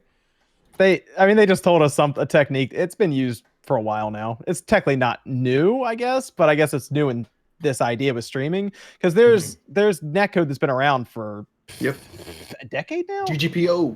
Yeah, good game. Peace out. It's been out for a while. You've probably played games. Have you played Killer Instinct? Yeah, I played Killer Instinct. You've used it. Yeah, that's it's built on that. Dive Kick is built on that. Skullgirls is built on that. Yep. Maybe. I'm trying to think of anything else. Injustice 2. Yes. GPO. So a lot of fighting games. Fighting games are where it's needed. Yes, it's generally used in like a fighting game where it's peer to peer, you and another person basically. Yeah. So that's why when he's saying they're talking about this with, I guess, something where it's you and a server basically, and they're like the server is the other person, I guess technically. And the idea is it is trying to predict your next button press, and it has an entire algorithm that's like true or false, and then it tries to learn what you're doing.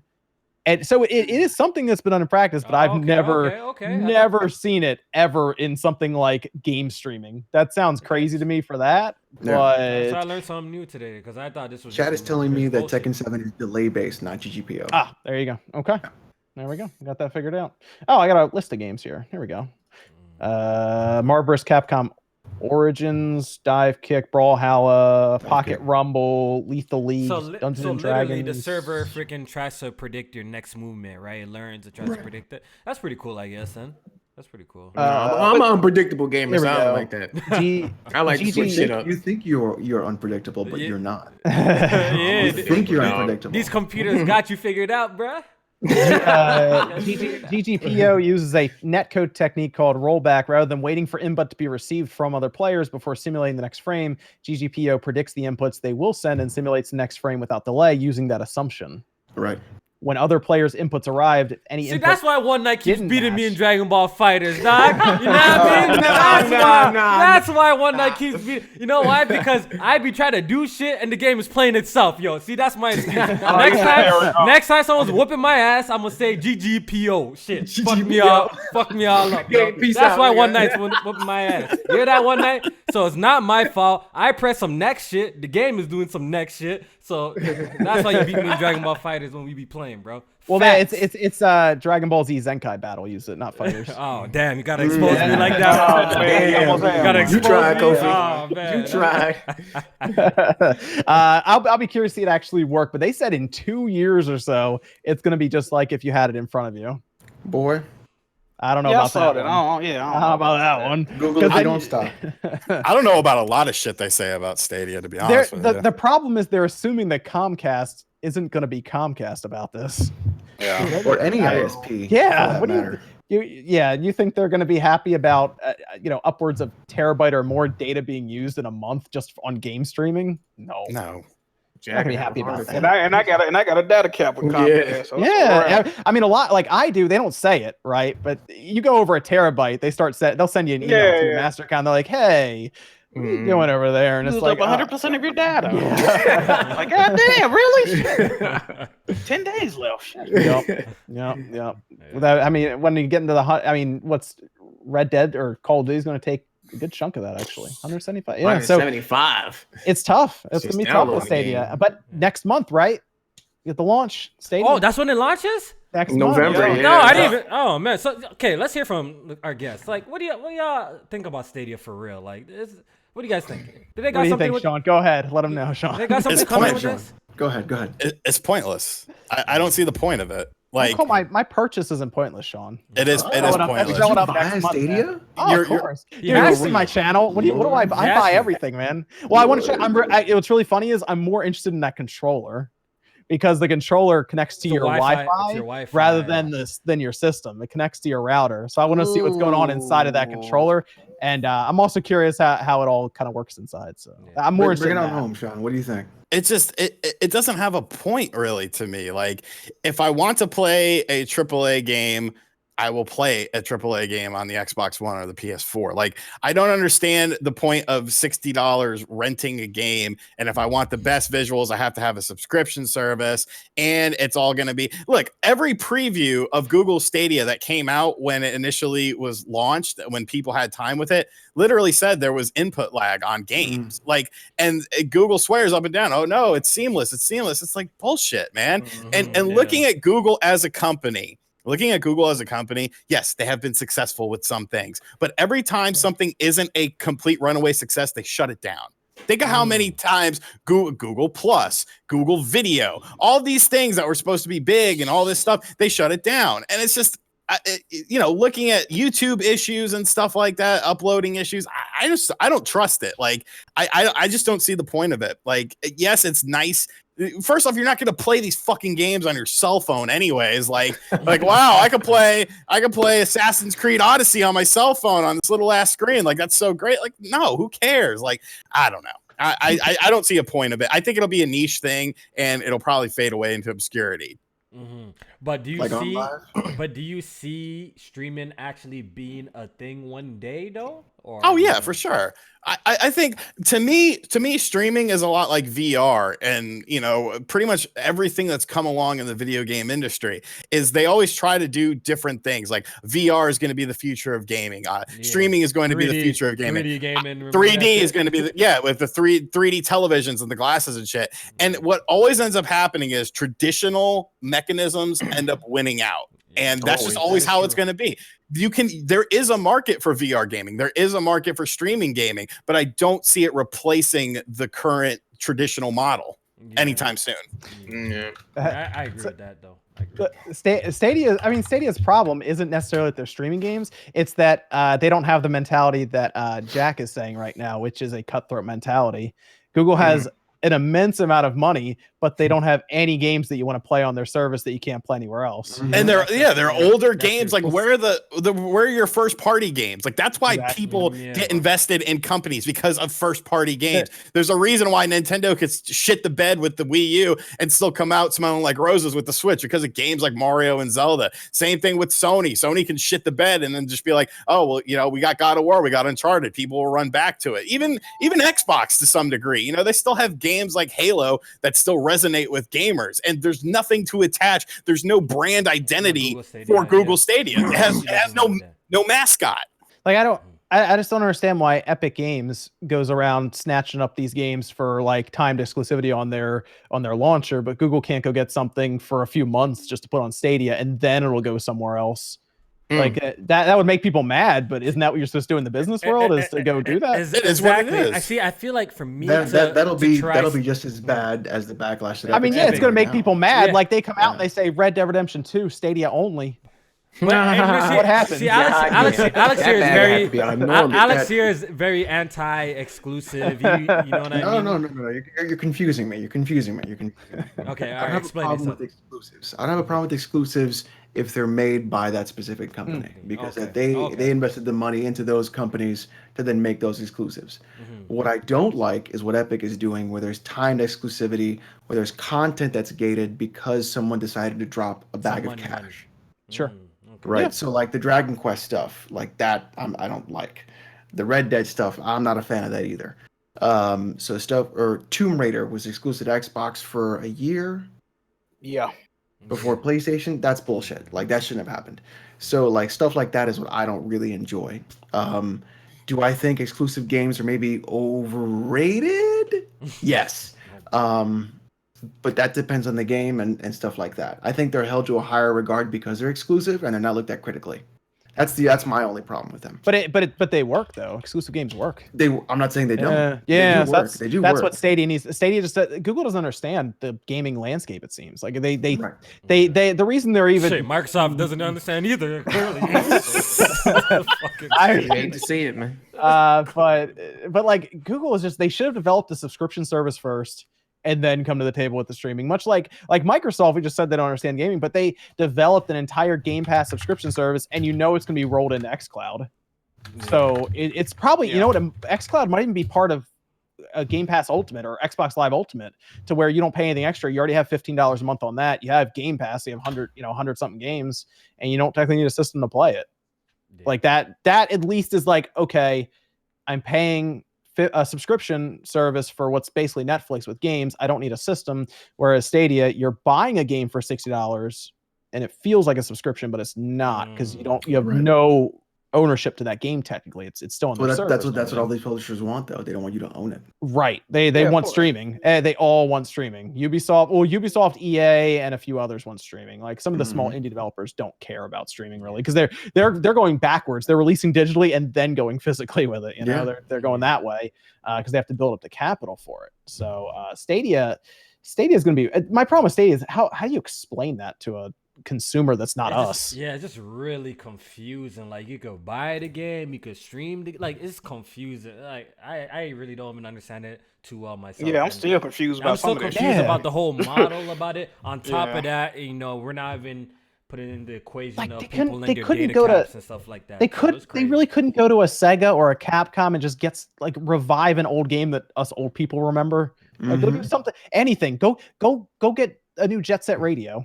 I think that's something like that, right? Crazy Taxi. Do you know what Crazy Taxi? Panzer Dragoon. All right, it's coming to the Switch. I get it, but that should have been something that Stadia went and got themselves, and we're gonna do it. We'll do it. We'll put it on Stadia. Like what you're saying is absolutely right, because that's the only chance of me actually giving Stadia a try. If it actually had like a killer IP that is undeniably that I gotta play, because I'm like that. Like if something is really good on your platform, I gotta play it. So, the fact that it's coming out with a whole bunch of old games and games that are available, like RGT said, on the PS4 and all current gen systems, it's just like, what's the point? I think the one game they got is like, I think Baldur's Gate 3. No, they got another one. that's Remember the girl everything. with the flashlight? But that game doesn't look like. Oh, you talking about Guild? Well, that ain't gonna bring in a lot of. I want to play that, but you know that ain't gonna bring in a lot of people. Baldur's Gate's gonna go to other platforms too. No, Yeah, but eventually. there was a game with a girl and a flashlight. You guys remember something Guild. like that? Yeah, Jack. Guild, right? Guild? Yeah, it's called Guild. Yeah. Okay. Yeah. See, that's a exclusive. Oh yeah, GY. I don't think that's gonna bring people in though. I mean, that's not gonna bring me in. Yeah, it cool, but it's nothing. The average consumer, the average person ain't gonna. Yeah, I'm not. Also, how are fighting it? Like they keep showing fighting games on Stadia.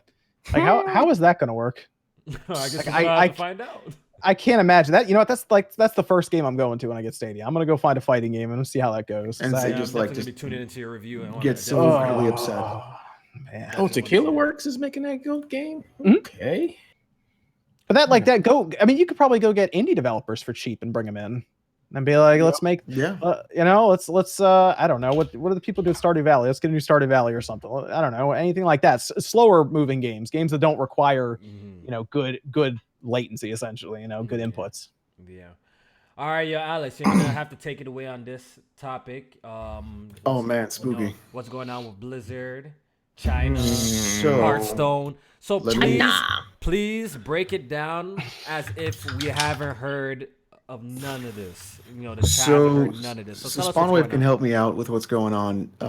There was a pro Hearthstone player in Hong Kong by the name of Blitzchung. Yeah. And he won the tournament in Asia, and what happened was they were doing a post-match sort of interview. He was wearing a gas mask and he was covering his face, and in the middle of the interview he said, I think liberate Hong Kong or something along those lines. We want freedom for Hong Kong from China. Both of the interviewers ducked under the table when this happened. Oh, so their faces wouldn't be on camera or something? So their faces wouldn't be on camera when he said it. Oh shit. And what basically happened was Blizzard took all of Blitzchung's winnings, suspended him from playing in any tournament for the next year or 4 years. I think it was a year, but yeah, it basically suspended him for like suspended him for basically being able to play, and then on top of that, they released this statement. I'm going to read it verbatim. We are very angered and disappointed at what happened at the event and do not condone it in any way.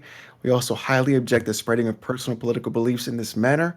Effective immediately, we banned the contestant for events and terminated work with the broadcasters. So they even fired the 2 broadcasters that ducked under the table. Damn. We will always respect and defend the pride of our country, and they mean China. So because of this huge backlash, people then started to deactivate their Blizzard accounts or delete their Blizzard accounts. And something was going around that Blizzard was actually locking up the ability to actually authenticate that you're the person. So you couldn't do anything to your Blizzard account. And so this falls in line with what's going on with the NBA, of them kowtowing to China as well for pretty much whatever China wants to do. So now there is a hashtag of boycott Blizzard. And people are either deleting Battle.net. Now, I removed Battle.net personally when Destiny 2 came out, so I'm already ahead of the curve.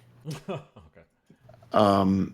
But this is just fucking wild to me. Like, to go this far and just be like, you know what? Yeah, fuck it. He said a thing. It's him. So people are on a boycott pretty much for Blizzard right now. Yeah, pretty much. Yeah. And then now, and now on top, people are trying to make Mei from Overwatch into a Hong Kong protester so that China actually bans Overwatch completely in China. Oh, because it's a Blizzard game. Yeah, right. So they're trying to be clever. Mei is actually a Chinese character. Right. So now they're making her into a protester for Hong Kong, and then putting all that stuff so that way they'll connect the two and force Blizzard to ban Overwatch in China. Because all them loot boxes, boy, that's where they make their money. Yeah. Yep. And so, the dude that had said what he had said on that live stream was speaking up for the protests that are in Hong Kong over that proposed law, which was like they're going to be basically pulled back into mainstream China. Yeah, China's trying to take them back over, whereas Hong Kong's more of they're not communist. Obviously, they have like free market and trade and everything there, Right. and they've actually seen a lot of success from that, like a lot. And China's trying to basically overrun them and take them back in. So suppressing information and everything and all this, it's not good. If you're in China, like the reason we have, I don't even call it a response, call it an excuse, what they said, because they fire to say political beliefs and everything, but then fire the telecasters. Like, yeah. But come on, that's an excuse. But basically, if you look at China, they suppress. There's no freedom of press, freedom of speech, free internet, information, everything. They have this credit score for every person, which is interesting. It's like a social credit score kind of thing. Yeah. It's terrifying. It's completely contrasting what basically most places in the world. And Hong Kong. What's interesting about Hong Kong is they were, from what I understand, part of Great Britain up until like the late 90s. And then they became like, they're basically their own territory in China. But it's an interesting piece of history if you go back and look at it. And China has slowly been trying to basically take them back over since they became broken off from Great Britain, essentially. And one of the first things I believe they did was they were trying to pass some sort of law that would let them extradite people from Hong Kong to China. Yeah, I was reading that. Yeah, if there's something they didn't agree with, which once you leave Hong Kong and go to China, you're probably not going to be seen again. Yeah, that's what's going to happen. But there have been problems in China with some really bad things. I won't say it on this podcast because Sean's already got you a yellow dollar sign. But if I start going to that, you'll get like red dollar signs. It'll get bad. It'll get bad. I behaved today. It'll get bad. Like there is some horrifying stuff. We say some wild shit over on this podcast all the time. No, it's like nightmarish stuff going on there. I mean, think about it in this perspective. The president of China banned Winnie the Pooh because people said that he looked like Winnie the Pooh. Yeah. Say that the president looked like Winnie the Pooh? Yeah. So that's why everybody puts Winnie the Pooh on social media because of that. Oh, that's crazy. Yeah, you couldn't take a little roast. It is that bad, and it's to the point where like the NBA is kowtowing to China when they shouldn't. They're in America. So I've been keeping an eye on that because I'm a Nets fan. So like keeping up with like trying to watch the game that came on this morning. I didn't even think it was gonna happen after like Daryl Morey, the Rockets. I think he's the Rockets GM or something like that. He had tweeted something about this, and they were pissed off at his tweet, and they canceled like all types of media events over there with the Lakers and the Nets, and then the China in China and stuff like that. So yeah, it's definitely been crazy, and they haven't said really much about it. They've just kind of been like tight-lipped about everything. Go ahead. I thought Activision would push some kind of statement out, and I said if they were going to do it, it might be like tomorrow night, Friday night at like 6 o'clock or something, Eastern time, or just on the way out the door so that it gets buried. But they're trying to get Call of Duty Mobile approved in China. Yep. And everything has to go through an approval process there with the government before it can be sold or like those kind of things. So they're just gonna be quiet. Like they're not gonna say anything to make a single thing. So it's all about the mobile games and the money and everything, man. That money, And now there's allegations that Bobby Kotick is actually connected to Epstein. Yeah, that's. I need to see a bit more about that before I start. Before I run with that. Yeah, that's. Because the whole situation sounds crazy, man. Yeah, it's not good. It is fucked up because you're an American country and you care more about something like that when. Well, the problem is it's spreading outside of China now. That's the problem. Is that now people other countries are being censored because of China's economy. Right. Which is really crazy. There's some people that got some Chinese people at the 76ers game. They got banned from the game for they had some like signs. posters and stuff. Yeah, they got banned from the game because of that. That's crazy. There was a presser where a person was going to ask, I think it was Harden and Westbrook, about what they thought about it or why they're not saying anything. And then they interrupted her immediately and took her out. Yeah. I mean, that NBA and China relationship is worth billions. So I know. Yeah, it is worth a lot. At the end of the day, they're not trying to mess that up. But, it's like, what side do you choose? Yeah, those reporters, I'm wondering when they eventually just start screening questions or stop bringing people in for pressers or what. I don't know. Yeah. So it's also really interesting too, because when you look at stuff like that and seeing all these companies starting to change those things, Blizzard employees did a walkout today because of what was going on as well. they were saying stuff like, well, before all we would have to change is like skeletons and stuff because you can't have like skeletons in Chinese visuals. But now to just strictly ban people because of what they're saying or anything like that is pretty bullshit. So it's really interesting to see how deep these pockets move and what companies are going to be starting to do. There's like a list too of like what companies have done what in order to appease China. And we don't really know how far it's going to go or what's going to happen. Well, I want to see somebody push it on it because you see Tim Sweeney, what he said on Twitter. So I don't believe in Tim Sweeney for like. Did you see what he said though? I saw what he said, and then nobody will be banned, right? And then the last time I checked, Tencent owns 40% of that. 40%. So I want to see what happens. I hope people screenshot his tweets and everything. So Tim Sweeney went ahead and said that we'll never like conform or something like that to Chinese. Yeah, they won't punish people for. They won't punish people for it or anything like that. And then I went ahead and turned right around and I said, well, Tencent owns 40% of your company. So I wonder what you're gonna say at the board meeting on Monday. So. I was just playing. I was just kidding around. Please don't take my social media serious. If he was smart, he would play it off as like a PR move or PR. Yeah. So what's really interesting is Tencent. That's where I was going. Tencent also has stake in Ubisoft, Activision Blizzard, Epic. I think what other companies does Tencent actually own? Damn, I'm surprised China. They own all of Riot Games. Oh man, y'all crazy. Yeah, they own 100% of Riot Games. They own like PUBG Corp or some shit? Yeah, all League of Legends. PUBG is 51%, I think. Got their hands in everything. Tencent's been building for a while and everything. Yeah. All right, I want to get y'all opinion on this. This is kind of breaking news. It's not really a big, thing, but I just kind of want to see what you guys think about it. So, Gears of War, the coalition recently just put out a tweet about people quitting the game, right? They're gonna enforce it, and let me just read the tweet so y'all could get an understanding. Quitters have been receiving a month to a year-long suspension for prior behavior. A year? Oh my gosh. A month and a year-long suspension for prior behavior. This is how long you can be suspended for being a rampant quitter. Take heed. So a rampant quitter? Yeah. So I just want to get what you guys think. So what if my game crashes because your fucking coding is real bad? See, that's my. I wanted to get to that, but how do you guys just feel about this in general? Like, say you rage quit a game or something and you get banned for like a year. Are you guys like cool with that, or do you guys? No.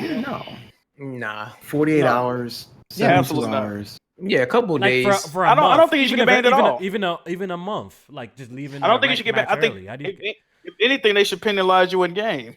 Take away. See, that's a good take away idea. some like if it's got currency, take away some of your currency. Take away lower your level. Like, why are you banning people? No, I don't like that. I don't think that's harsh enough. Only because a lot of times some people don't give a fuck about stuff like that in the game, and they're just playing just to be good boss. I mean, if you don't care what. But that's what I'm saying. They'll get on, and then if they're not doing good, then they'll quit, and that shows like somebody that they're not. In CS:GO, if you quit multiple times, you get banned. Like you don't get banned for like for a year. No, if in CS:GO, if you quit multiple times, it's like 24 hours to 48 hours. That's it. I mean, they said it takes like someone, I think it was below that, Kofi, where it says someone quit 18 to 20 times or something today. Well, if you ban them after the second or third time for 24 hours, then they're not going to quit the next 16 games because they're banned for 24 hours. Yeah, like that's right. And also banning someone for a year in a game that relies on microtransactions and comes off as a games as a service attached to Game Pass is. See, Spawn, you see my problem with this is the game Gears on PC is not as bad as Gears of War 4, but it does have like a little bit of a crashing issue. Some people get errors. I see what you're saying. So how about if I'm in the middle of a match? It's happened to me during live streams before. People have watched me play Gears and I've crashed in the middle of a game. So are you going to tell me that I'm going to be penalized? That's the problem I had with Gears of War 4 where that game had a real bad crashing issue on PC after the NVIDIA on Pascal cards, really bad, right? So I would actually crash in the middle of a multiplayer match and try to join back. Sometimes it wouldn't let me join back, and I would get penalized for that. So that's the problem. So like, if you're gonna be implementing these kind of strict warnings, I feel like your game gotta be like your game gotta be working. You gotta be working that's the problem. I feel like I shouldn't be punished if my game literally crashed and you guys refuse to patch it and fix it. I feel like that's a huge issue. But I guess we're gonna see. Somebody had tweeted me and said that it's only it don't count server issues. I don't know if that's true or not. Because I mean, like you said, yeah. What I'm saying today, when y'all get kicked out, it still counts as you quitting. So I don't know how that's true. Yeah, because with the old Gears of War 4, when I crashed and I couldn't get back in, and I got those 15 minutes of wait times, it counted it as I quit. So if that's what I'm worried about when I read this more than anything. I mean, a lot of people just leave. Yeah. Well, there's need to be some clear guidelines too, like how many quits equates to what type of ban and how long. Like, it seems very strange to just come out and say it like that and be like, yeah, we're doing this for you guys, and it's like, I mean, it's a bad look, is what it is. Gears 5 is the last game that they don't have the, you know what I mean? They don't even got the player base to say some shit like this. Like, I don't get it. I'm sorry, I have to say this. Penalized. I never said penis lies. I never said penis lies. I said penalized.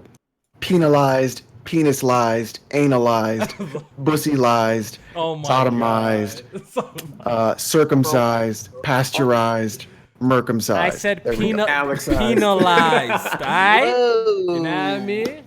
Don't mind my little. Give me that yellow dollar sign. Come on. But yeah, that shit was pretty crazy when I read that as well. But let's move on. We got a couple more topics to discuss before we get the hell out of here. Doom Eternal got delayed to March 2020. I'm okay with that. I'm okay with that as well. I'm okay with that. I'm busy as hell with all these games. When was it coming out originally? November. Next month. Yeah, next month. Yeah, next month. That would have been a busy ass November too. That's what I'm saying. So I'm not even mad if anything gets delayed at this point. Like I said, there's so much stuff to play. Like if you play on multiple systems right now, there's just a whole bunch of games to play right now. But that just makes 2020 even more like 2020 even more Cyberpunk crazy. And Doom. 2020 might be the best year. Well, hold on.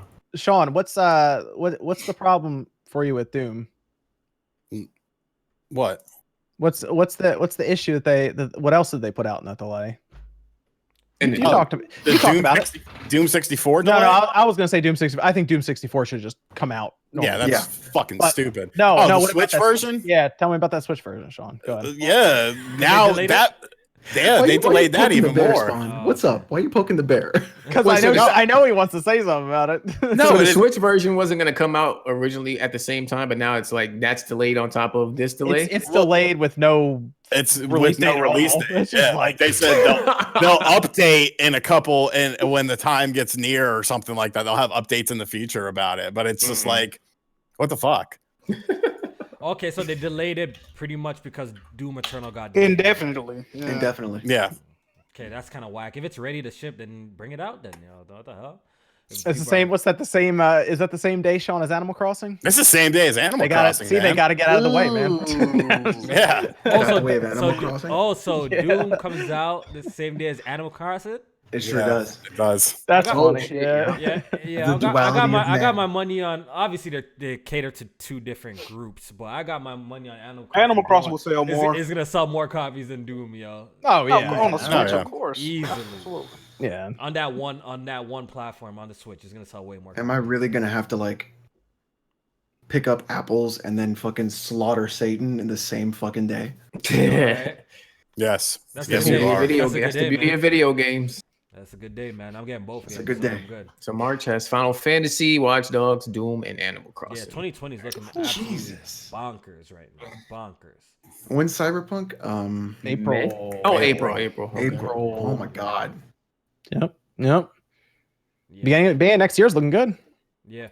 February gonna be that month, boys. Ooh. Yeah. Oh yeah, Last of Us, right? Yeah. And Ori 2 coming. Ori 2 coming. Ori. Oh wow. Damn, man, that's crazy. That's crazy. Heat. If you like, wait, hold on. I just realized this. Hold on. We just said Ori. What else is? I didn't even realize this till now. What else is Microsoft doing next year?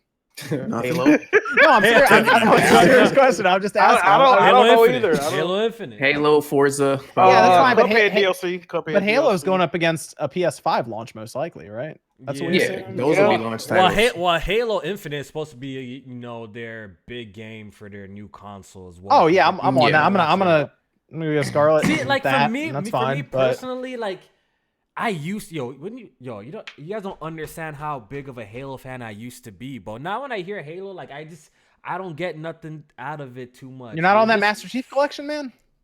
I was on it and it was broken. Right? Now I'm waiting for it to come to PC. So. See, I'll play it on the Xbox a lot. I like Master Chief Collection a lot. I'm an actual real big like Halo. Halo fan. 3 though. The Halo 3. I love Halo, but it just seems like it's just the fall from grace has been too big for me. From 4's multiplayer being extremely disappointing. Just forget about 4 and 5 and just go back to 3. All right, Master Chief Collection being broken and it just ruined it for me for so long. Then Halo 5, that campaign, like, come on, that whole marketing for that campaign was just a huge bait and switch. The campaign was trash. We had missions where you literally talk to somebody, and the mission was done. Like, it was just the problem I had with 5 is it felt more like a Call of Duty to me when I was playing. And it just didn't feel like a Halo. That was just me. It didn't feel like Halo. It didn't feel like a Halo, and in terms of like design of like just even the aesthetics of the game, just don't look like a Halo. It's starting to look like Warframe. It was looking. You know what's really crazy about 5? If you play 5 and you go right back to 3, the auto aim in 5 is so bad. You back to 3 and you're just having you got to readjust because it's so hard to hit things that you got to readjust. And then you go from 3 to 5 and you're just like not even zooming and you're hitting everything because the magnetism. It's really bad in 5. Well, I mean, I guess good, is the right way to say it. I guess that's the thing over there at Microsoft with the games with the 5, because Gears has that exact same problem. It's absolutely crazy. Yeah, I play Master Chief Collection a couple times a week, man. I still love 3. 3 is it. People on that a lot.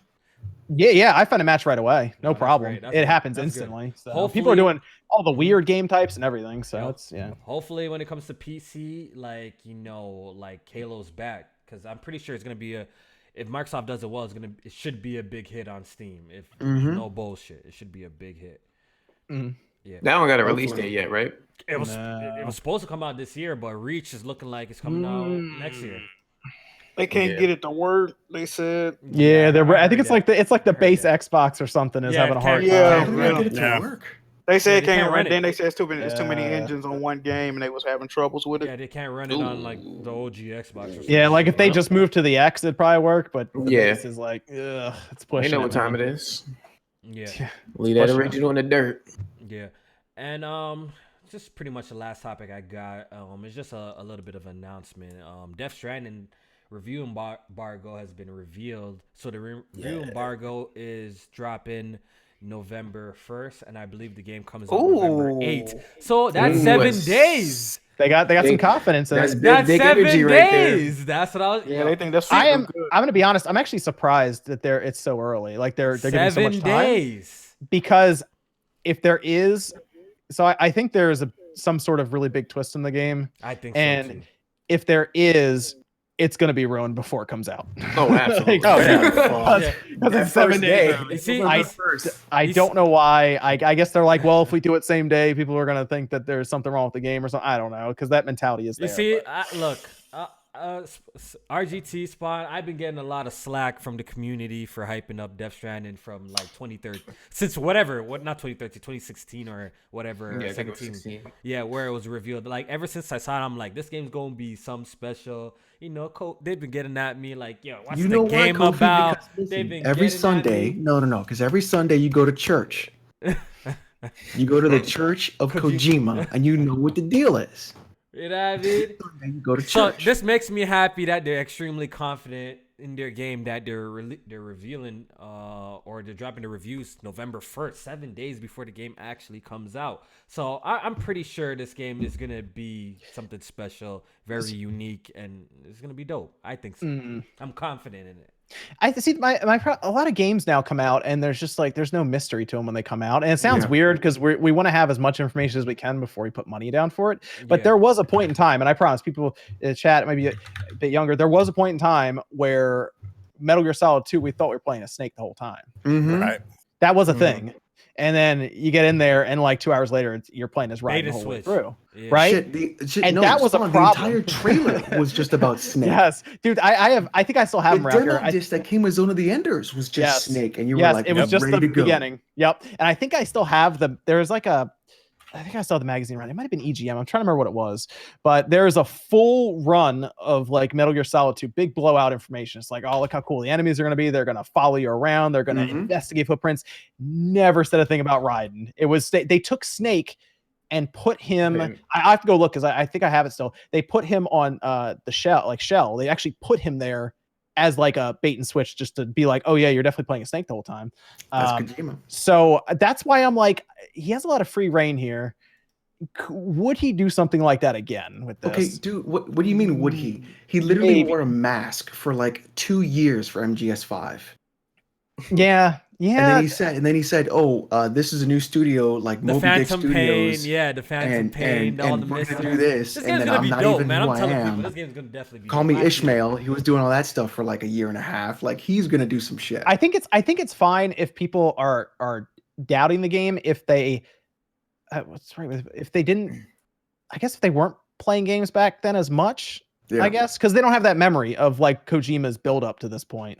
That's all I can imagine, because now there's so much information everywhere. It's like information overload, and you forget how things used to be and all of that. So I almost look at this as like an old school release to a degree, but the way I see it is you just wait for the reviews and they're coming out a week early. So we'll see. Just in this case, I always say read the stuff rather than just look at the score. Maybe just look at the score for this one just to see, because I'm telling you, I think the twist is going to be ruined in the other thing is this happens with reviews, and you know this, Sean.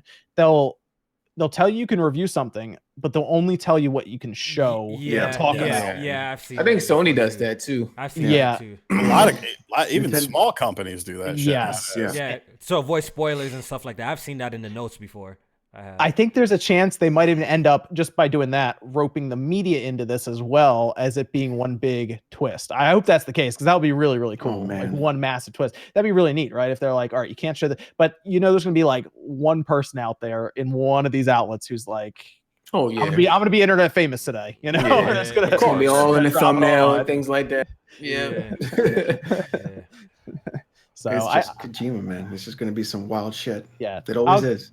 I'll give him the benefit of the doubt until it comes out, and unless there's 5s and 6s all over the place, we'll see. Yeah, I'm gonna pick it up either way, because people gave MGS5 10s, and it's not a 10 out of 10 game. No, it's not. No. So it's not with that ending anyway when it came out. So I'll fight you on that ending. Really, you like the ending? I didn't like how quick it was. Like it was over so fast. Like it seemed like there was, because you had rising the whole way through, and it was like and done. Like it just because Punish Venom Snake becomes the big boss that you fight in the original MSX. Okay. Gear. And so Big Boss sends you, Solid Snake, to finish and kill Punished Venom Snake as he's in Zanzibar Land. So literally, he's becoming that thing. He's becoming Skullface that whole time. Could you tell that he was running out of time towards the end, Kojima? Yeah. Yeah, that was the thing. I was like, okay, I see what happened here. Yeah, but I mean, it wasn't a bad. I mean, I thought it was a good game. It just wasn't. That game played extremely well too. I like 5. I like 5. Real quick before we do the outros and get out of here, the Nintendo Switch console sales are nearly 30% in Europe this year are up. So the Switch has passed 10 million units sold in Europe. So the Switch is doing extremely well. I think the Lite is going to make the Switch, very desirable, even though people make fun of it. But it's such a cheap entry level for the Switch. If you just want to pick up one game, it's an easy option. $199, boom, play whatever you want to play and get rid of it or something like that. Because I do know a lot of people are interested in just a couple of games, and instead of getting the more expensive one, you can get the Lite if you don't mind playing handheld and and play that way. So it's looking like the Switch is not slowing down, and Nintendo's doing really well with it. So hopefully 2020 is another good year for them, and they bring out some great games for that. But that's pretty much it. I think I think we got everything that we got to talk about that happened this week. Switch got to get cheaper next year. You think it's gonna get cheaper? I think it does. Yeah, I think it will. I think it will. I think it's gonna get cheaper. I think the Switch Lite could drop possibly to 150 at some point. Jeez. Yeah, I can see that. Yeah. So I even had the theory that they could do their own little PlayStation TV at some point and make that even cheaper just for the Switch. And it's nothing that's like a screen. It's just a box. Do you think a Pro's coming? That's actually kind of tough, to be honest. I thought it would be easier to figure out by now, but I'm still unsure if they're just going to tough it out for another 2 years and then release their next gen system later on, or if they really would do that Pro. It's interesting because I don't know if Nvidia would be able to make all that work together. I don't think a Pro's coming. Yeah, I'm like 50-50 on it. I really am. It's tough because I don't know if, I mean, what's the benefit to a Pro right now? Is 1080p and 720p worth them trying to charge $400 for this system next to the PS5 and or should they keep working to make it cheaper and cheaper and cheaper? Because they said they want to battle this out on install size. Oh, okay. And that's I honestly, with the Switch, it sounds good. I think their goal was 100 million with the Switch, straight up. Well, internally, I think that's their goal. The pace that it's going isn't it in line of the PS4 right now? So I think that's very possible. I think it's just below the PS4. Yeah, but the PS4 similar. The PS4 is going to touch 120 to 125 million probably before it's all done. Because you'll probably there's rumors of there even being another slim PS4 at some point, like a small, even thinner. God damn. Yeah, which means probably even cheaper than that. I mean, you saw Black Friday; those things were flying off the shelves. Right. No, I think they did 3 iterations with the PS3 too, right? The super slim they ended up with. Super slim, the sliding door one. That's so ugly. So I think they might try to, because I think they want to get that down further and further and get it to 100 million, and then they'll probably have another system that's fully backwards compatible. But I mean, they almost look at it maybe like it's like how cell phones keep getting upgraded. I don't know. Yeah. All right, let me read these remaining super chats. I'm gonna do the outros. Hope everyone's enjoying the show or enjoyed the show. We're gonna be getting out of here soon. This one's from Isan. He says, "Make Spawn and RGT permanent members of PSP." They busy, man. They're busy. They can't hang with these little guys all the time. But I appreciate them coming, man. That's crazy. Every Sunday, Clash versus Crass. It's true, right? Because Jay's awesome, and Spawn, I haven't seen your podcast much recently. I know you're super busy though with like a video almost every fucking day. Videos every day. Yeah. Videos every day. So there you go. Sean's on the podcast on Saturdays. That's right. Sean's on there. He hangs out. He occasionally tells us stories about the back alleys at Sonic. Hey, there was some hood shit. Sean has some weird stories. Sean, tell me about the back alleys of Sonic, fam. Man, when I worked at Sonic, man, we did a lot of shady shit in that place. A lot of shady shit. Dude, Sean we'll just talk about something random, and Sean's like, "All right, get ready for off on a tangent real quick." Just some of the weirdest stories come off the top of your head, Sean. I love that shit too. We actually do another podcast, a separate podcast on our Patreon where we just talk about our stories and stuff like that. People sending questions. It's actually a lot of fun. We'll get Sean on there because the story he told today about Walmart was like the first. I think that was like the first podcast we were on together. You were like, "I'm gonna tell you about my me going back and forth between stores selling stuff and more." That definitely gave me flashbacks. Yeah. Oh my god. Isan again says, Alex plus Sean, what did you think of AEW this week? Oh, see, there we okay. All right, there you go, Sean. All right, 10 out of 10. Finally, wrestling is back again. It was a really good show. Another really good show, and they're building stars within their roster. They're not relying on other things like that. The production is pretty good for the most part. There was one or two little hiccups that they had during the last show, but yeah, I mean it's a great show, honestly. The color of that show is unbelievable. The roster of that show is great. The writing is good. The right people are getting the right time. There are some hiccups here and there. I'm more of a Jim Cornette man myself, so some of the fuckery and some of the as he likes to call it, what were the exact words, Sean, if you could remind me? No, see, I don't like Cornette. So. You're not a Cornette man? No. I'm a bit of a Cornette man. I think his exact words were, let's see here, outlaw mud show bullshit. There we go. So some of that stuff I kind of not a fan of. But it's been really good, way better than fucking Raw and SmackDown. I've totally stopped watching those together. Yeah, for sure. I've stuck to just NXT and AEW now. Okay. John Donuts, he says, the crazy thing is a lot of these companies still own majority share, yet they have this much impact. I can't imagine if they had control and share of a U.S. company. I guess it's talking about the China topic. I mean, they looking for investments from anywhere. And we're gonna get money, they'll get it, and they'll think about the consequences later. And consequences are here. Okay. And the last one is from Bionic Boner Boy. There you go. That's a hell of a name. Jesus. For Gears of War situation, they should do what Rainbow Six Siege has done for leaving matches on ranked by banning them for 30 minutes. See, that's acceptable, you know, if it's a ranked match. Maybe 15 to 30 minutes ban is cool after, you know, multiple leaves or something like that. It's got to keep going up though. So if you keep quitting, it's like, okay, it's an hour now. Now it's 3 hours. Yeah, now it's an hour and a half. Yeah, just to, because eventually the person will just be like, all right, I guess I'm done today, and they'll just move on. And then they won't be quitting anymore. So there you go. Okay. Yeah, so I'm caught up. I see you, Hustle. Thanks. I'm caught up on all super chats. I read everybody's. So we're gonna go ahead and do the outros. We're gonna start off with our guests. I just want to say thank you guys for coming on the podcast. I really do appreciate it. We're gonna start off with Spawn. Oh, thanks for having me. You can find me at Spawn Wave. I have some Vita games I got in. I'm getting back into some Vita stuff. So ordered a whole bunch of Vita games, and check that out this weekend. I also got that slime controller coming from Japan. You see that, the big blue controller, the new one? I didn't see that. Yeah, I had to import it from Japan, so we'll take a look at that. Dragon Quest one, right? Yeah. Yeah. I thought it'd be funny looking. I wanted to take that apart. He called on Twitter, told me to check it out. So I was like, all right, I'll do it for Dashy. I'll check it out. And what you call it tonight? Breaking Bad movie tonight. I'm staying up. El Camino. I'm staying up for that. Let's go. Yeah, so I'm watching that. Maybe do a video on that. I think that's it. Oh, and everyone needs to tell Sean to make his wrestling channel already. All right, it's coming. It's coming. What are you gonna get on it, boy? I'm getting on it. I'm just trying to get all my ducks in a row with it. All right. You gonna do a recap of each one, or what? Did you want to announce the title, Sean? What's the name of the channel? Tables, Ladders, and Sean. Oh, that's good. Good title. I told him that. It's a great title.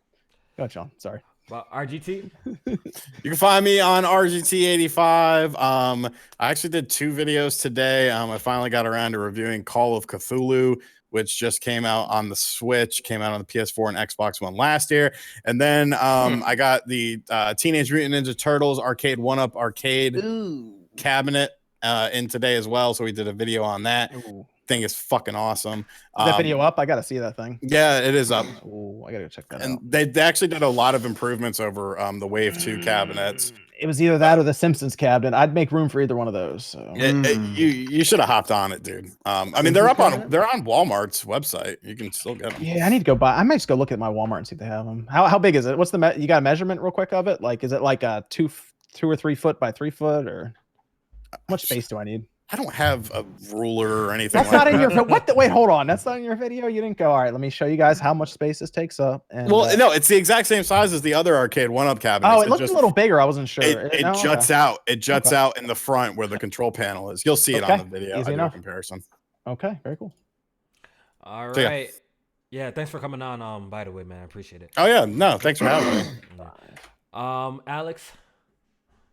Tomorrow night, the finale. It begins. Wait, hold on, where is it? Sean's face in there. We're doing it. God of War. Hey, fine. Wow. Have you played it yet? On stream. No, I've never played it. Really? Dude, I've never played a single God of War game until that was my game of the year last year. So I do stream the series. We're doing God of War 2018. I downloaded all the patches. I got everything up and running. It's already in the PS4. Make sure you upgrade your character, Alex.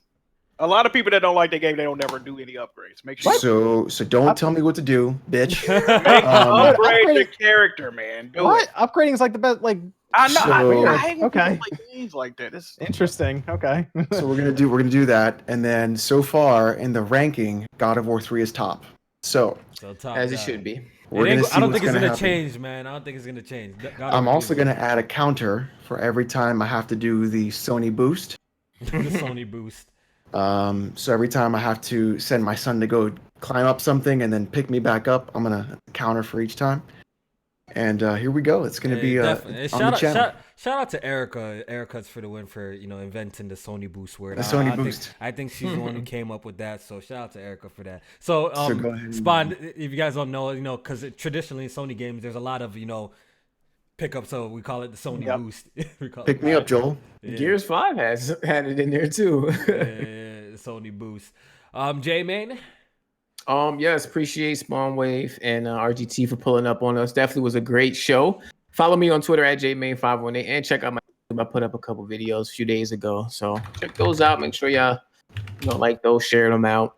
And we'll see y'all next week. And Jet. Appreciate y'all for watching. Shout out to the guests. Check out Press Start Podcast on Patreon. Check me out. Twitch, Twitter, YouTube, Jack Move Johnny. And we out. Yeah. What's it called, yo?